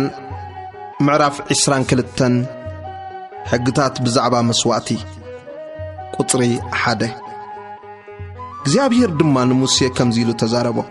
ንኣሮንን ንደቁን ካብቲ ደቂ እስራኤል ዝቅዱስለይ ቅዱስ ነገር ክፍለዩን ነቲ ቅዱስ ስመይ ከዓ ከይርክሱን ንገሮም ኣነ እግዚአብሔር ብዝመጽእ ወለዶኹም ዝኾነ ሰብ ካብ ኩሉ ዘርእኹም ረኽሰቱ ኣብ ልዕሊኡ ከሎ ናብቲ ደቂ እስራኤል ንእግዚአብሔር ዝቅድስሉ ቅዱስ ነገር ዝቐረበ እታ ነፍሲ እቲኣ ካብ ቅድመይ ክትምንቆስ እያ ኣበሎም ኣነ እግዚአብሔር ዝኾነ ሰብ ካብ ዘርኢ ኣሮን ለምጻም ወይ ዘርኡ ዝከዓዎ ክሳዕ ዝነጽህ ካብቲ ቅዱስ ነገር ኣይብላዕ ብሙዝ ዝረኸሰ ዘበለ ነገር ዝተንከየ ወይ ዘርኡ ካብኡ ዝወጾ ሰብ ወይ ንዘርክሶ ዘበለ ለመምታ ዝተንከየ ሰብ ወይ ዝኾነ ረክሰት ብዘለዎ ሰብ ዝረኸሰ ነዚ ዝተንከየት ነፍሲ ክሳዕ ምሸት ርክስትትኹን ስጋኡ ብማይ ክሳዕ ዝሕጸብ ካብቲ ቅዱስ ነገር ኣይብላዕ ፀሓይ ምስ ዓረበት ከዓ ይነጽህ ድሕርቲ ንሱ ምግቢ እዩ እሞ ካብቲ ቅዱስ ነገር ይብላዕ ብኡ ከይረክስሲ ሕልቁን ኣራዊት ዝቐተሉን ኣይብላዕ ኣነ እግዚአብሔር እየ ብዛዕባኡ ሓጢአት ከይጸሩ እንተ ኣርከስዎ ድማ ከይሞቱ ትእዛዛይ ይሓሉ ዝቅድሶም ኣነ እግዚአብሔር እየ ቁጥሪ 10 ጓና ዘበለ ካብቲ ቅዱስ ነገር ኣይብላዕ ምስ ካህን ዝነብር ወይ ግዝኡ ካብቲ ቅዱስ ነገር ኣይብላዕ እቲ ካህን ብገንዘቡ ተሻይጡ ሰብ እንተ ኣጥረየ ግና ንሱ ካብኡ ይብላዕ ኣብ ቤቱ እተወልደ ከዓ ከምኡ እዚኣቶም ካብቲ እንጌራ ይብልዑ ጓሉ ካህን ድማ ሰበይቲ ጓና እንተኾነት ካብቲ ናይ ቅዱስ ነገር ዝለዓል መስዋዕቲ ኣይትብላዕ ጓል ካህን መበለት እንተኾነት ወይ ፍትሕቲ ውሉድ ከዓ ዘይብላ ተመሊሳ ከምቲ ብጓላ ኸላ ኣብ ቤት ኣቦኣ እንተተቐመጠት ካብ እንጌራ ኣቦኣ ትብላዕ ጓና ዘበለ ግና ካብኡ ኣይብላዕ ዝኾነ ሰብ ዘይ ምፍላጥ ካብቲ ቅዱስ ነገር እንተበልዐ ኣብ ልዕሊኡ ሓምሳይ ኣፍ ወሲኹ እቲ ቅዱስ ነገር ንኻህን ይሃቦ ዝቅድሶም ኣነ እግዚአብሔር እሞ ንሳቶም ካብቲ ዝቅድስዎ ነገር ብምብልዖም በደል ዝኾኖም ክፍኣት ከይጸሩስ ነቲ ደቂ እስራኤል ንእግዚአብሔር ዝስውእዎ ቅዱስ ነገር ኣየርክሱ ቁጥሪ 17 እግዚአብሔር ድማ ንሙሴ ከምዚሉ ተዛረቦ ንኣሮንን ንደቁን ንኹሎም ደቂ እስራኤልን ተዛረቦም በሎም ከዓ ዝኾነ ሰብ ካብ ቤት እስራኤል ወይ ኣብ እስራኤል ካብ ዝነብር ጓና መስዋዕቱ ዘቕርብ መስዋዕቲ መብጽዓ ኮነ ወይ መስዋዕቲ ፍቓድ ንእግዚአብሔር ንዝሓርር መስዋዕቲ ዘቕርብዎ ምንቲ ክፍተወልኩም ካባብዕር ኮነ ወይ ካባባጊዕ ወይ ካባጣል ጎደሎ ዘይብሉ ተባዕታይ ኣቕርቡ ጎደሎ ዘለዎ ዘበለ ግና ኣይፈትወልኩምን እዩ እሞ ኣይተቕርብዎ ዝኾነ ሰብ ድማ ንምፍጻም መብጽዓ ወይ መስዋዕቲ ፍቓድ ንእግዚአብሔር መስዋዕቲ ምስጋና ካብ ማል ኮነ ወይ ካብ ጠለበጊዕ ምዘቐርብ ምንቲ ክፍቶ ጎደሎ ዘይብሉ ይኹን ገለኳ ጎደሎ ኣይሃልዎ ዕውር ወይ ስቡር ወይ ቁሩጽ ወይ ቁሱል ወይ ዓባቕ ወይ ሸሕራም እዚ ንእግዚአብሔር ኣይተቕርብሉ ካብዚኣቶም ንእግዚአብሔር መስዋዕቲ ሓዊ ኣብ ልዕሊ መስውኢ ኣይትግበሩ ብዕራይ ወይ በጊዕ ኣካሉ እንተነውሐ ወይ እንተሓጸረ ንመስዋዕቲ ፍቓድሲ ግበሮ ንመስዋዕቲ መብጽዓ ግና ኣይፍቶን እዩ ብምጭፍላቕ ወይ ብምቕጥቃጥ ወይ ብምምላሕ ወይ ብምቑራጽ ዝሶረ ንእግዚአብሔር ኣይተቕርብሉ ኣብ ሃገርኩም እውን ኣይትግበርዎ እዚኣቶም ጉድኣት እዮም ጎደሎ ኣለዎም እሞ ካብ ኢድ ጓና ድማ ከምዚ ኩሉ እንጌራ ኣምላኽኩም ኣይተቕርቡ ኣይፈትወልኩምን እዩ ቁጥሪ 26 እግዚአብሔር ድማ ንሙሴ ከምዚሉ ተዛረቦ ብተይ ወይ ዕየት ወይ ማሕስእ ምስ ተወልደ 7 መዓልቲ ምሳድኡ ይጽናሕ ካብ ሳምነይቲ መዓልቲ ንንየው ከዓ ንመስዋዕቲ ሓዊ ንእግዚአብሔር ፍቱይ እዩ لام كنا ويبقع مسولادا بحنت معلتي أي تحردو قطري إسران شعتن مسواتي مسجانا نجزي أبير مس التسوؤلو كم زفتوا لكم غيركم سوؤوا بتا معلتي أي بلع كاب أقل أكوا كسع نصبحيتو أي تحدقو أنا نجزي أبير إيه قطر السلاسان حدن تزازاتي دم محلو قبروون أنا نجزي أبيري أما أكل دك إسرائيل من تقدسي نتقدس سمي أي تركسوا زقدسكم أنا نجزي أبير إيه أملاكم من تكخون كم مدر قبتسي زوج أخوكم أنا نجزي أبير إيه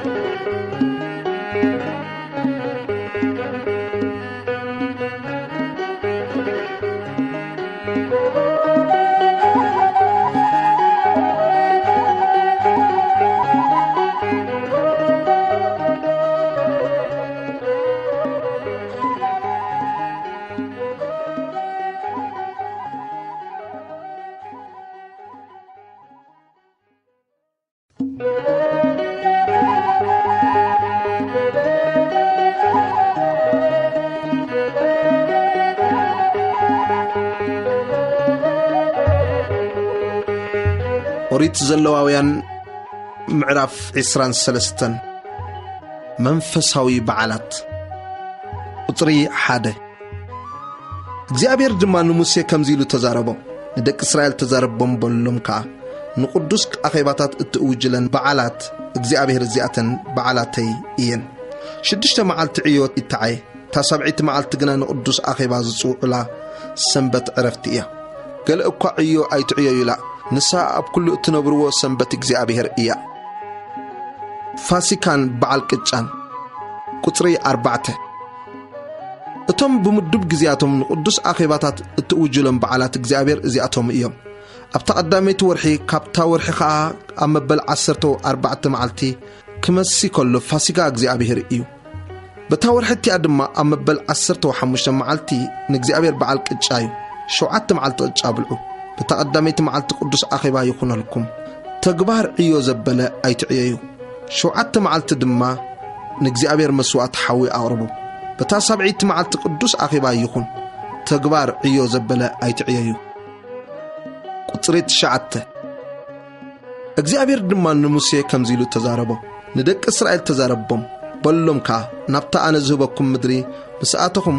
ዓጺድ ክትዓጽዱ ከለኹም ድማ ካብቲ ቀዳማይ ዓጺድኩም ሓንቲ እንዳእቲ ናብ ካህን ኣምጹ ምእንቲ ክትፍተወልኩም ከዓ ነታ እንዳእቲ ኣብ ቅድሚ እግዚአብሔር ይወዝውዛ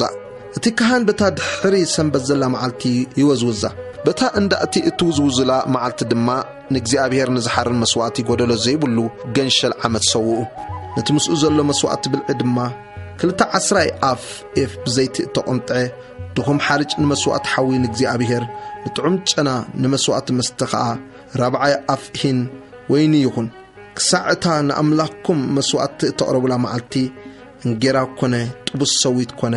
ዘይጥቡስ ሰዊት ኮነ ኣይትብልዑ እዚ ኣብ ኩሉ እትነብርዎ ንውሉድ ወለዶኹም ሕጊ ዘለዓለም ይኹንኩም በዓል ዓጺድ ቁጥሪ 15 ካብታ ዝውዝወዝ እንዳእቲ ዘምጻኹምላ መዓልቲ ካብ ጽባሕ እታ ሰንበት ቆጺርኩም 7 ሙሉኣት ሰናብቲ ይኹና ክሳዕ ጽባሕ እታ ሰብዒት ሰንበት 50 መዓልቲ ቁጸሩ ሽዑ ንእግዚአብሔር ሓድሽ መስዋዕቲ ብልዒ ኣቕርቡ ካብቲ እትነብርዎ እንጌራ መስዋዕቲ ምውዝዋዝ 2 ኣፍ ኤፍ ድኹም ሓርጭ ብኩዕ ተሰንከተ 2 እንጌራ ህያብ ብኹራት ንእግዚአብሔር ኣምጹ ምስቲ እንጌራ ድማ ጎደሎ ዘይብሎም 7 ገንሸል ዓመት ሓደ ዝራብዕ 2 ድዑል ኣቕርቡ ንእግዚአብሔር ዝሓረር መስዋዕቲ ይኹኑ ምስቲ ናይ ብልዒ መስዋዕቶምን ናይ መስተ መስዋዕቶምን ከዓ ንእግዚአብሔር ጥዑም ጨና መስዋዕቲ ሓዊ ይኹን ንመስዋዕት ሓጢአት ድማ ሓደ ዲቤላ ንመስዋዕት ምስጋና ከዓ 2 ገንሸል ዓመት ሰውኡ እቲ ካህን ድማ ንኣታቶም ምስቲ እንጌራ ብኹራትን ምስ ክልቲኦም ገንሸልን ገይሩ ንዝውዝወዝ መስዋዕቲ ኣብ ቅድሚ እግዚአብሔር ይወዝውዞም ንእግዚአብሔር ተቐደሱ ንካህን ይኹኑ በታ መዓልቲ እቲኣ በዓል ኣውጁ ቅዱስ አኼባ ይኹነልኩም ተግባር ዕዮ ዘበለ ኣይትዕየዩ እዚ ኣብ ኩሉ እትነብርዎ ንውሉድ ወለዶኹም ሕጊ ዘለዓለም እዩ ቁጥሪ 22 ዓጺድ ምድርኩም ክትዓጽዱ ከለኹም ክሳዕ ወሰን ግራትካ ኣይትዕጸድ ንቐሪም እትዕጹድካውን ኣይትእረዮ ንድኻን ንስደተኛን ደኣ ሕደጎ ኣነ እግዚአብሔር ኣምላክኩም እየ بعل حدش عمت قطر 23 እግዚአብሔር ድማ ንሙሴ ከምዚሉ ተዛረቦ ደቂ እስራኤል ከምዚል ካ ተዛረቦም ኣብ ሰብዒት ወርሒ ካብታ ወርሒ ኸኣ ብቐዳመይቲ መዓልቲ ዕረፍቲ ንመዘከርታ ብቓና መለኸት ቅዱስ ኣኺባ ይኹነልኩም ተግባር ዕዮ ዘበለ ኣይትዕየዩ ንእግዚአብሔር ድማ መስዋዕት ሓዊ ኣቕርቡ መዓልቲ ሕድገት ሓጢአት ቁጥር 26 እግዚአብሔር ድማ ንሙሴ ከምዚሉ ተዛረቦ ካብዛ ሰብዒት ወርሒ እዚኣ ኣብ 10 መዓልቲ ንሳ መዓልቲ ዕርቅያ ሽዑ ቅዱስ ኣኺባ ይኹነልኩም ነፍስኹም ድማ ኣዋርዱ ንእግዚአብሔር ከኣ መስዋዕት ሓዊ ሰውኡ ኣብ ቅድሚ እግዚአብሔር ኣምላክኩም እትዕረቁላ መዓልቲ ዕርቅያ እሞ በታ መዓልቲ እቲኣ ገለ ዕዮ ኣይትዕየዩ በታ መዓልቲ እቲኣ ዘይትዋረድ ዘበለት ነፍሲ ካብ ህዝባ ክትምንቆስ እያ በታ መዓልቲ እቲኣ ዝኾነ ዕዮ እትዓዪ ዘበለት ነፍሲ ነታ ነፍሲ እቲኣ ካብ ማእከል ህዝባ ከጥፍኣ እየ ገለ እኳ ዕዮ ኣይትዕየዩ ኣብ ኩሉ እትነብርዎ ንውሉድ ወለደኹም ሕጊ ዘለዓለም እዩ እዚኣ ፍጹም ሰንበት ዕረፍቲ ትኹነልኩም ነፍሳትኩም ከኣ ኣዋርዱ ካብዛ ወርሒ እዚኣ ኣብ ታስዒት መዓልቲ ምሸት ንሰንበትኩም ካብ ምሸት ክሳዕ ምሸት ኣብዕልዋ በዓል ዳስ ቁጥር 33 እግዚአብሔር ድማ ንሙሴ ከምዚሉ ተዛረቦ ንደቂ እስራኤል ከምዚ ኢልካ ተዛረቦም ካብዛ ሰብዒት ወርሒ ኣብ መበል 15 መዓልቲ ንእግዚአብሔር 7 መዓልቲ በዓል ዳስ እዩ ኣብ ተቐዳመይቲ መዓልቲ ቅዱስ ኣኺባ ይኹን ተግባር ዕዮ ዘበለ ኣይትዕየዩ 7 መዓልቲ ንእግዚአብሔር መስዋዕት ሓዊ ኣቕርቡ በሳመነይቲ መዓልቲ ቅዱስ ኣኺባ ይኹነልኩም ንእግዚአብሔር ከኣ መስዋዕት ሓዊ ኣቕርቡ ዓብዪ በዓል ማሕበር እዩ ተግባር ዕዮ ዘበለ ኣይትዕየዩ ቁጥሪ 37 ቅዱስ ኣኺባታት እትውጅለን እቲ በብመዓልቱ ንእግዚአብሔር መስዋዕት ሓዊ ዝሓርር መስዋዕት ብልዕን መስዋዕት ሕሩድን መስዋዕት መስተን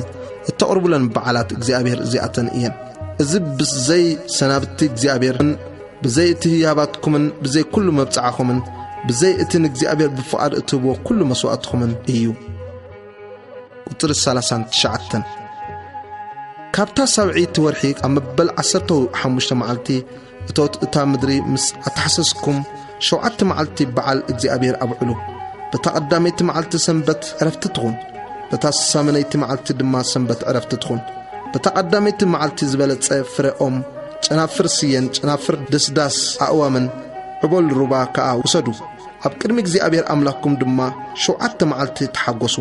ነዚ በዓል እዚ ኣብ ዓመት 7 መዓልቲ ንእግዚአብሔር ኣብዕልዎ እዚ ንውሉድ ወለደኹም ሕጊ ዘለዓለም እዩ ኣብ ሰብዒት ወርሒ ኣብዕልዎ እቲ ንደቂ እስራኤል ካብ ምድሪ ግብፂ ከውፅኦም ከለኹ ኣብ ዳስ ከም ዝስፈርክዎም ውሉድ ወለደኹም ምእንቲ ክፈልጡ 7 መዓልቲ ኣብ ዳስ ተቐመጡ ካብ እስራኤል እተወልዱ ዘበሉ ኣብ ዳስ ይቀመጡ ኣነ እግዚአብሔር ኣምላክኩም እየ ቁጥሪ 44 ሙሴ ድማ ብዛዕባ እተን ምዱባት በዓላት እግዚአብሔር ንደቂ እስራኤል ተዛረቦም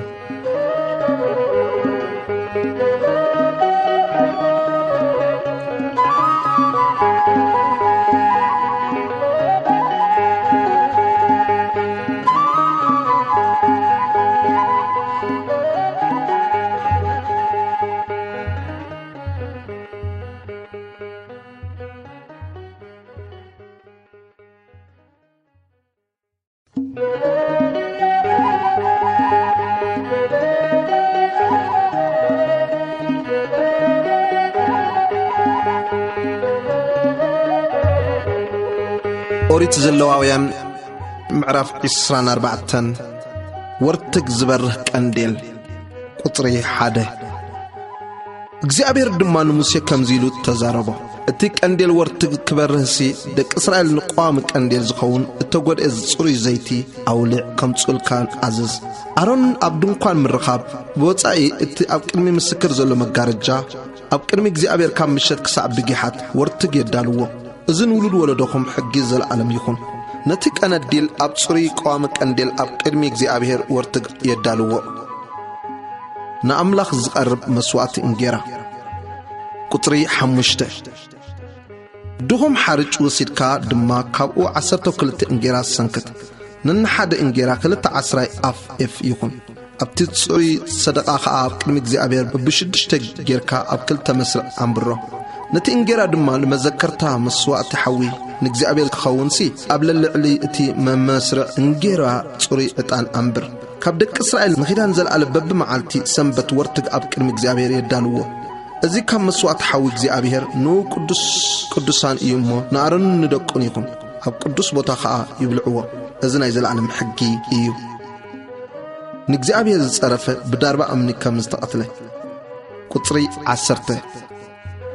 ود حنت إسرائيلاوي السبيتي نسخة ود مصراوي سبعي أما كدك إسرائيل وطأ ود تا إسرائيلاوي السبيتين حدا إسرائيلاوي سبعين دما أبت سفر تبعسو ود تا إسرائيلاوي السبيتي كا نسم إجزابير تصرفا أقللا ناموسي دما أمتصوه سما ديو خا سلوميت قوال ديبري كاب نقدان نبرد بزعبو بأف إجزابير كساع زغور تصلم أبيت ما أسرتي أصنحوه قطري عسر تسلسته እግዚአብሔር ድማ ንሙሴ ከምዚሉ ተዛረቦ ነቲ መቃለሊ ናወፃ ሰፈር አውፃዮ እቶም ሰምዕዎ ኩሎም ከኣ ኣእዳዎም ኣብ ልዕሊኡ ርእሱ የንብሩ ብዘሎ እቲ ኣኼባ ድማ ብዳርባ እምኒ ይቕተሎ ንደቂ እስራኤልካ ከምዚልካ ተዛረቦም ዝኾነ ሰብ ንኣምላኹ ዘቃለለ ሓጢኣቱ ይጸውር እቲ ስም እግዚአብሔር ዝጸርፍ ሞት ይሙት ብዘሎ እቲ ኣኼባ ብዳርባ እምኒ ይቕተሎ ጓና ኮነ ወይ ወዲ ዓዲ ስም እግዚአብሔር ምስ ዝጸርፍ ይሙት قطري عسرت شوعته نزكونا سب زقتل سب موت يموت انسسا زقتل إتك هيوت أب كندي هيوت سب أكال بتصايو مزاقودل كم تنسوز قبرو يقبروه مسبار أب كند مسبار عيني أب كند عيني سني أب كند سني كم تنسو مسب زقدلو نو دما كم او يقبروه انسسا زقتل يتكالو سب زقتل خا يموت أنا እግዚአብሔር أملاكم يمو نقوانا كم زخونا نود عدون كم يكون حدا فردي كنا لكم قطر إسران سلستان موسيقى أن دك إسرائيل تزاربهم نساتهم دمانتي مقالة لنا وطأ سفر أوتصيهم بداربا أمن قتلوه دك إسرائيل كم تجزي أبير نموسيقى عززو قبرو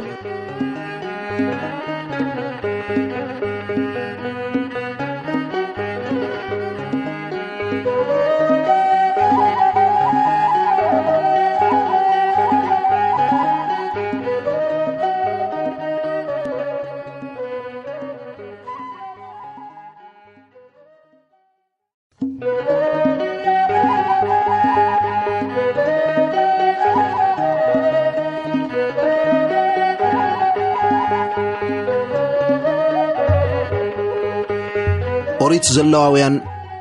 معرف عسران حمشتن سبعي تعمت قطري حدا እግዚአብሔር ድማ ንሙሴ ኣብ ከረንሲና ከምዚሉ ተዛረቦ ንደቂ እስራኤል ተዛረቦም በሎምካ ኣብታ ኣነ ዝህበኩም ምድሪ ምስኣተኹም ታ ምድርን እግዚአብሔር ሰንበት ተብዕል 6 ዓመት ግራትካ ዝራእ 6 ዓመት ከ ወይንኻ ጠጥፍ ፍሬኣ ድማ ኣክብ በታ 7 ዓመት ግና ነታ ምድሪ ሰንበት ዕረፍቲ ሰንበት እግዚአብሔር ይኹን ግራትካ ኣይትዝራእ ወይንኻውን ኣይትጠጥፍ ባልጋ ቀሪምካ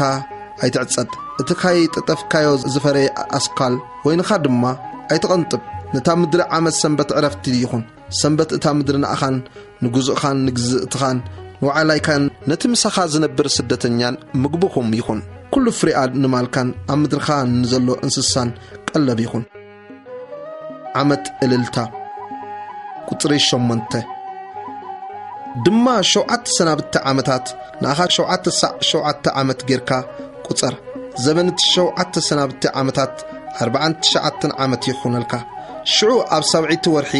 10 መዓልቲ ብመለኸት ንፋሕ ብመዓልቲ ዕርቂ ኣብ ዘላ ሃገርኩም መለኸት ንፍሑ ነታ መበል 50 ዓመት ቀድስዋ ኣብታ ምድሪ ከዓ ኣብኣ ንዝነብሩ ኩሎም ሓርነት ኣውጅ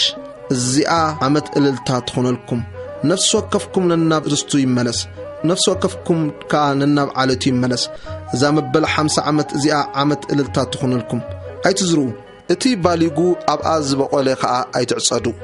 እቲ ዘይተጠጠፈ ወይና ድማ ኣይትቐንጥቡ እዚኣ ዓመት እልልታ እያ እሞ ቅድስቲ ትኹነልኩም ካብ ግራት ዝኣተወ ብልዑ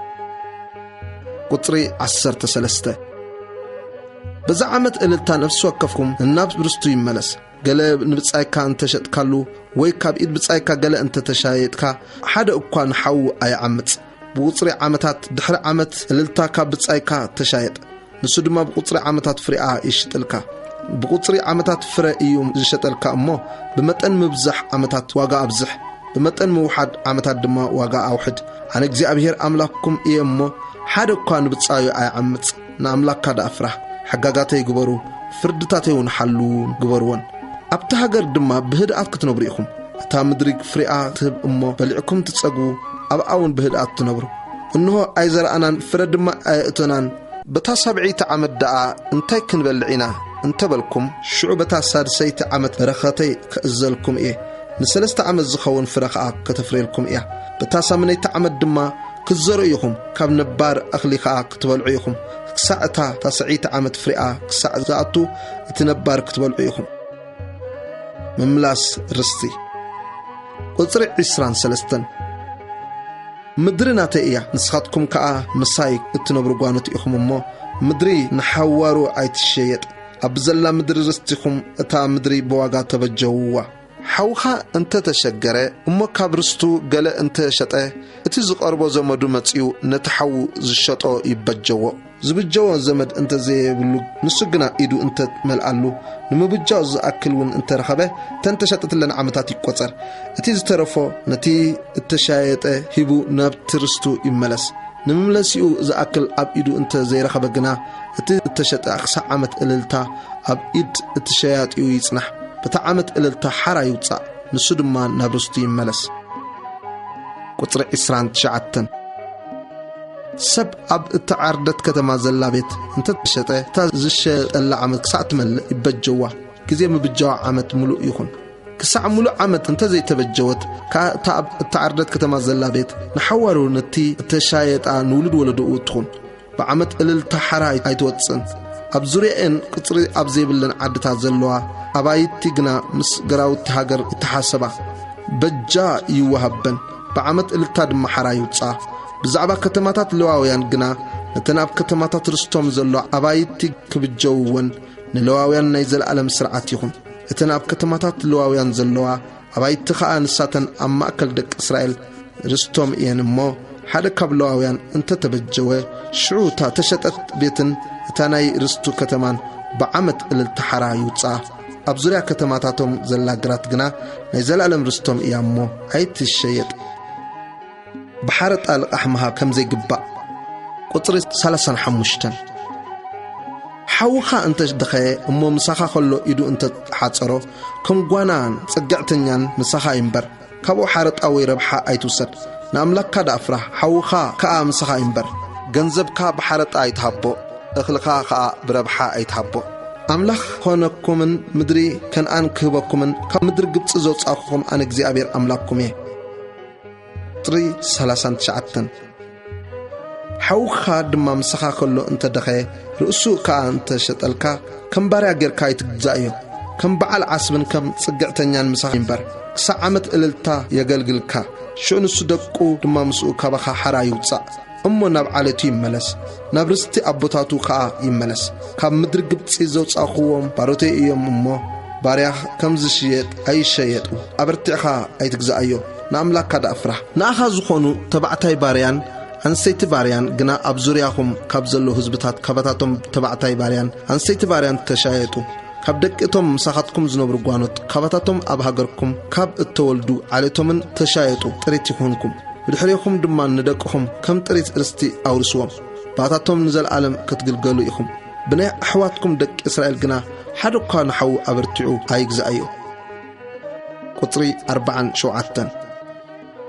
وانا مسخا زلو تصقعتنيا انت هبتمه حد حوخا خامسو كله انت دخه من رؤسو ابتي مسخا زنبر غوانا وي اب حد كاب علت غوانا انت تشطه دحري مشاطو يبجو حد كاب احواتو يبجو حو ابو وي ودي حو ابو يبجو وي كاب علتو وي كاب زمد سغاو حد يبجو وي اب ايدو انت رخبه نرؤسو يبجو كابتا تشطلا عمت كسع عمت الالتا مستي تشايط خويني يتصبصب اتواغا مشطاو بمطن قطر عمتات يخون كم مطن معلتات وعلي مسو يخون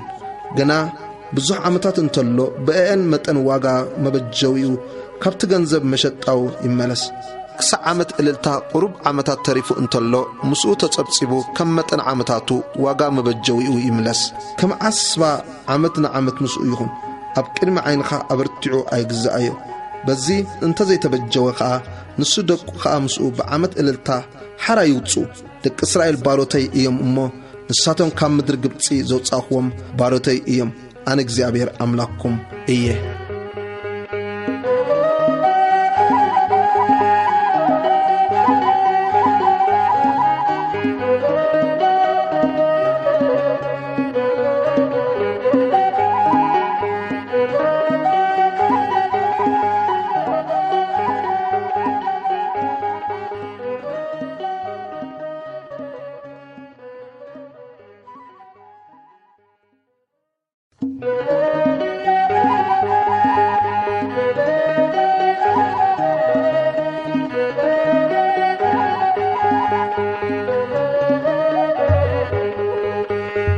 ኦሪት ዘለዋውያን ምዕራፍ 26 ብምእዛዝ ዝርከብ በረኸት ቁጥሪ 1 ኣነ እግዚአብሔር ኣምላክኩም እየ እሞ ንኣኻትኩም ጣዖታት ኣይትግበሩ እተወቕረ ምስሊ ወይ ሓወልቲ ድማ ኣይተቕሙ ወይ እተሳእለ እምኒ ክትሰግድሉ ኢልኩም ኣብ ምድርኩም ኣይትግበሩ ሰናብተይ ይሓሉ መቕደሰይ እውን ፍርሁ ኣነ እግዚአብሔር እየ ቁጥሪ 3 بحقاقاتي انت خدكم تزازاتي كأ انت حلكم انت قبركم وخاء أنا زنامكم بجزيو هبكم مدرد ما أخلاق تبقيا أوام مرر كأفري أن يهبه ما خداهم كسع ما انت أوين يبتصح ما انت أوين قسع زر يبتصح انجيرهم بلعكم تتقبوا أم مدركم كأ هاديكم تقمتوا أم مدركم دما السلام كبئي سخاتكم كأبت تبلو زفرهكم ون يلبون حسمات أراويت كابتا مدري كتفئيه سيف دماء بهاجركم أحلفن صلاة تسقوا ساتم بسيف أبكر ميكم يودكوا حمشت كبختكم نميتي يسقوهم ميتي كبختكم نعسرت الشح يسقوهم صلاة بسيف أبكر ميكم يودكوا أنا قد سينا بختكم ملس أمه كفريكم من كبزحكم من إيه كداني كأمسختكم كأومي نويح التعاقرة نبار أخل دماء تولعوا سلت حدش كأ نتعقر تقفوه محدري دما أما أكلكم كجبر إيه نفسي كأ أيتفنفنوكم أما أكلكم دما أخيد أملاككم ون أخون نسختكم كأ هزبي تخونني متان باروتهم كي تخونوا أم مدرقبت سيزوت أخوكم أنا እግዚአብሔር أملاككم إيه قرابعت أرعدكم دما صبركو رسخم على الكم كم تخدون قبركم زي من إزاز أربع مقصاتي قطر 14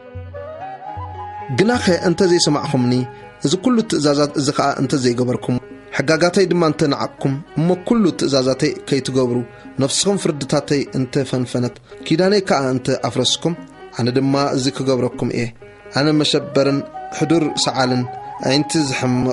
نفسك أزدكم عصن كسدلكم إيه صلاتكم كبلعوا إيه مما زرقكم نخون تتزرقوا قلت أي كأنا بالعليكم كمالسيه أبكرمي صلاتكم دم كتسعريكم اتم زصلخم كأ كجزخم يوم زسقكم زي الود ما كتهادميكم طريق 18 بزد ما جنا انت زي سمعكمني بزعبة حتاتكم شو أتصف جيرك أصعكم إيه نتي تعبت حيلكم كصبري سمايكم كأ كم حتين مدركم وين كم أسرازخ جبري مدركم أخلا أيتبن هاجر كأفريقيا أيتبن يامو حيلكم بخنتي يودا قطر إسران حدن كتتصاررني انت لكدكم كتسمعوني ون انت زي فتخم كم تي حتاتكم مليسة شو عتسعك وقعكم ندقكم زرفو نمالكم زطفو نقصركم دما زوحدو أراويت مرور كسدلكم إيه مقدكم كأ يبادم قطر 23 بزنقر انت زي تقصعكم لي كناخي ناي بمتصرال انت تملالسكم أنا كأ نأخذكم بمتصرال ملالس بزعبة حتاتكم أنا شو عتعصفي جيري وقعكم حنا كيدانيك زفد سيف دما قبل عليكم كمتسيه أو كتماتاتكم كأ تأكبوا ناب مأكلكم دما فيرا سدد أب إيد سألعي كأ توهاو بتري إنجيرا مزو صبرلكم نإنجيراكم 10 أنستي أب حاد إتون يسنكتاو إنجيراكم دما بميزان يملسالكم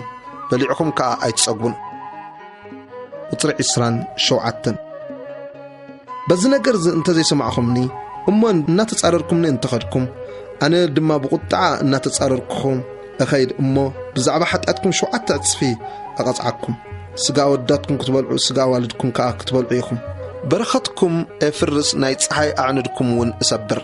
نريساكم دما بالعلي ريسات أتاتكم كدربيه نفسي كأ كتفنفنكم إياه ንኸተማታትኩም ድማ በረኻ እገብረን ንመቃድስኩም ውን ኣይፍርሰን ደጊም ከኣነቲ ጥዑም ጨና ዕጣንኩም ኣየጫንዎን ነቲ ሃገር ድማ ኣነ ከባድማየ እቶም ኣብኣ ዝነብሩ ጸላእትኩም ከኣ በኣ ክድነቑ እዮም ንኣኻትኩም ከኣ ኣብ ማእከል ህዝብታት ፋሕ ከብለኩም እየ ደዳሪኹም ድማ ሴፍ ክመልሕ ሃገርኩም ከኣ ክትባድም እያ ከተማታትኩም ውን በረኻ ይኾና ቁጥር 34 ሽዑ ሃገር በቲ እትዓንወሉ ኩሉ ዘበን ንስኻትኩም ድማ ኣብ ሃገር ጸላእትኩም كلهم نسا بسنابتا باه يبلا شعوتا مدري تعرف بسنابتا خا يبلا اتي نسخاتكم ابقى كتنبرو كلهم بسنابتكم زي عرفت بتتعانولو كل زمن كتعرفيا نتوم كبخاتكم زترفو دما اب هاجر صلاتهم كله مشبار ابلبهم كاتيه دهاي تنقانقات قصلي كا يهدمهم كاب سيف كم زهدم يهدمو قال كيس غوغوم كا يودكو حدا كو كيس غوغوم كم اب قرمي سيف اتحاده اب لعل اتحاده يودكو اب قرمي صلاتكم كا كتقومو ايتخلون اما كل حزبتات تطفو مدر صلاتكم دما تحطكم اتوم كبخاتكم زترفو دما ام مدر صلاتكم بفعاتهم يمهمنو بخفعات ابوتاتهم كا مساتاتهم يمهمنو قطري 4 بتيز بدلوني بدلومن بتيز غبرو خفعاتهم كفعات ابوتاتهم كناززو يوم دما بمملاسهم سلا تتصاررني انا خا بمملاسي تتصارركم نا مدري صلاتهم دما اتخوم شعوت زي جزور لبهم انت اتحتو قصعات كفعاتهم ون انت تقبلوا انا دما تخيداناي مس ياقوم اذكر كيداناي مس يساق دما كيداناي مس ابراهام كا اذكر نتهاجرون اذكرا نتهاجر كحد جوا يوم امه نساتهم كيلو عنيا خلا بسنابتا باه يبلا نساتهم كافردتاتاي زقاللون نفساتهم كحغاغاتاي سلازفنفنا قصعات حطاتهم يقبلوا ازي كنسو اكوا انا እግዚአብሔር አምላኹም እየሞ አምድር ጸላእቶም كله ፈጽመን ንምጥፎም مساتاتهم زاتخو خيدان نمفراس ايدربيومن ايفنفنومن دما املاخهم من تكخون الى كاب مدر غبصي اب قدم حزبتات اوصيه نتي مستوم قدام زاتخو خيدان كذكر ايه انا እግዚአብሔር ايه قطري 46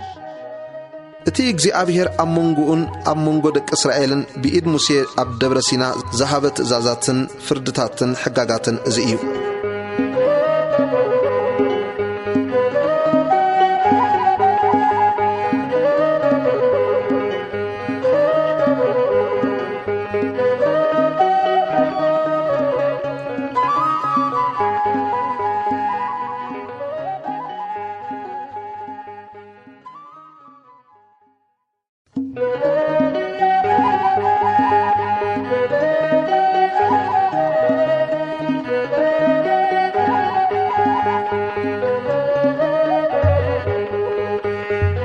أريد زلواويان معرف إسران شوعتن بمبتسعى نجزئابير زوفه قطري حده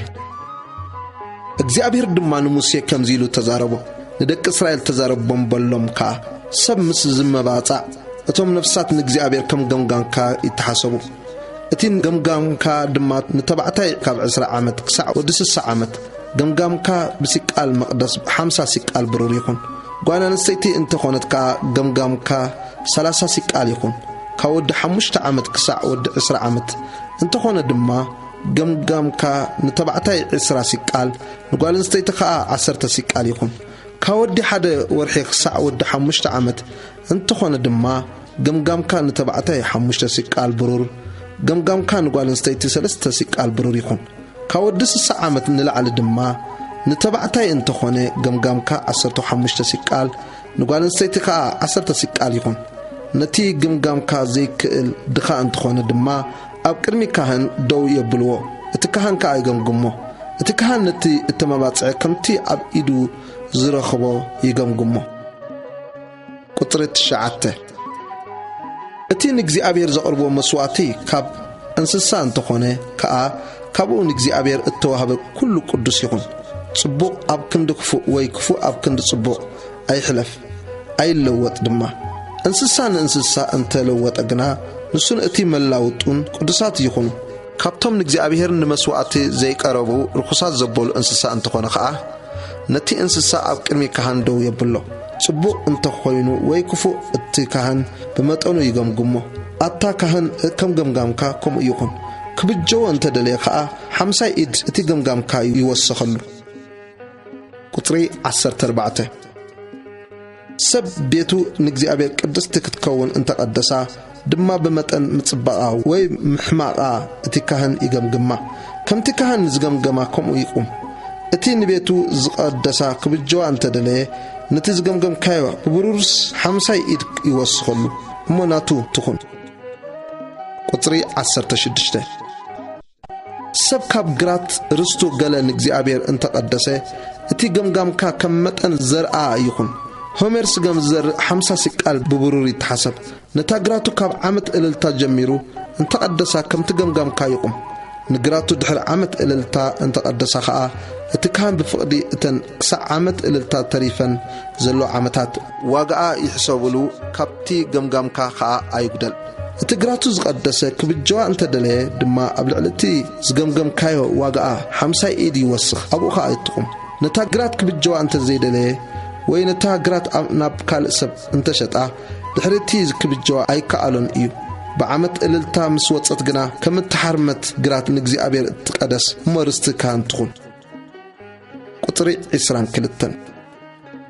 كاب جرات رستي زي كونت التشايط جرات نجزي انت قدسه دما شو تكهن نتي واجا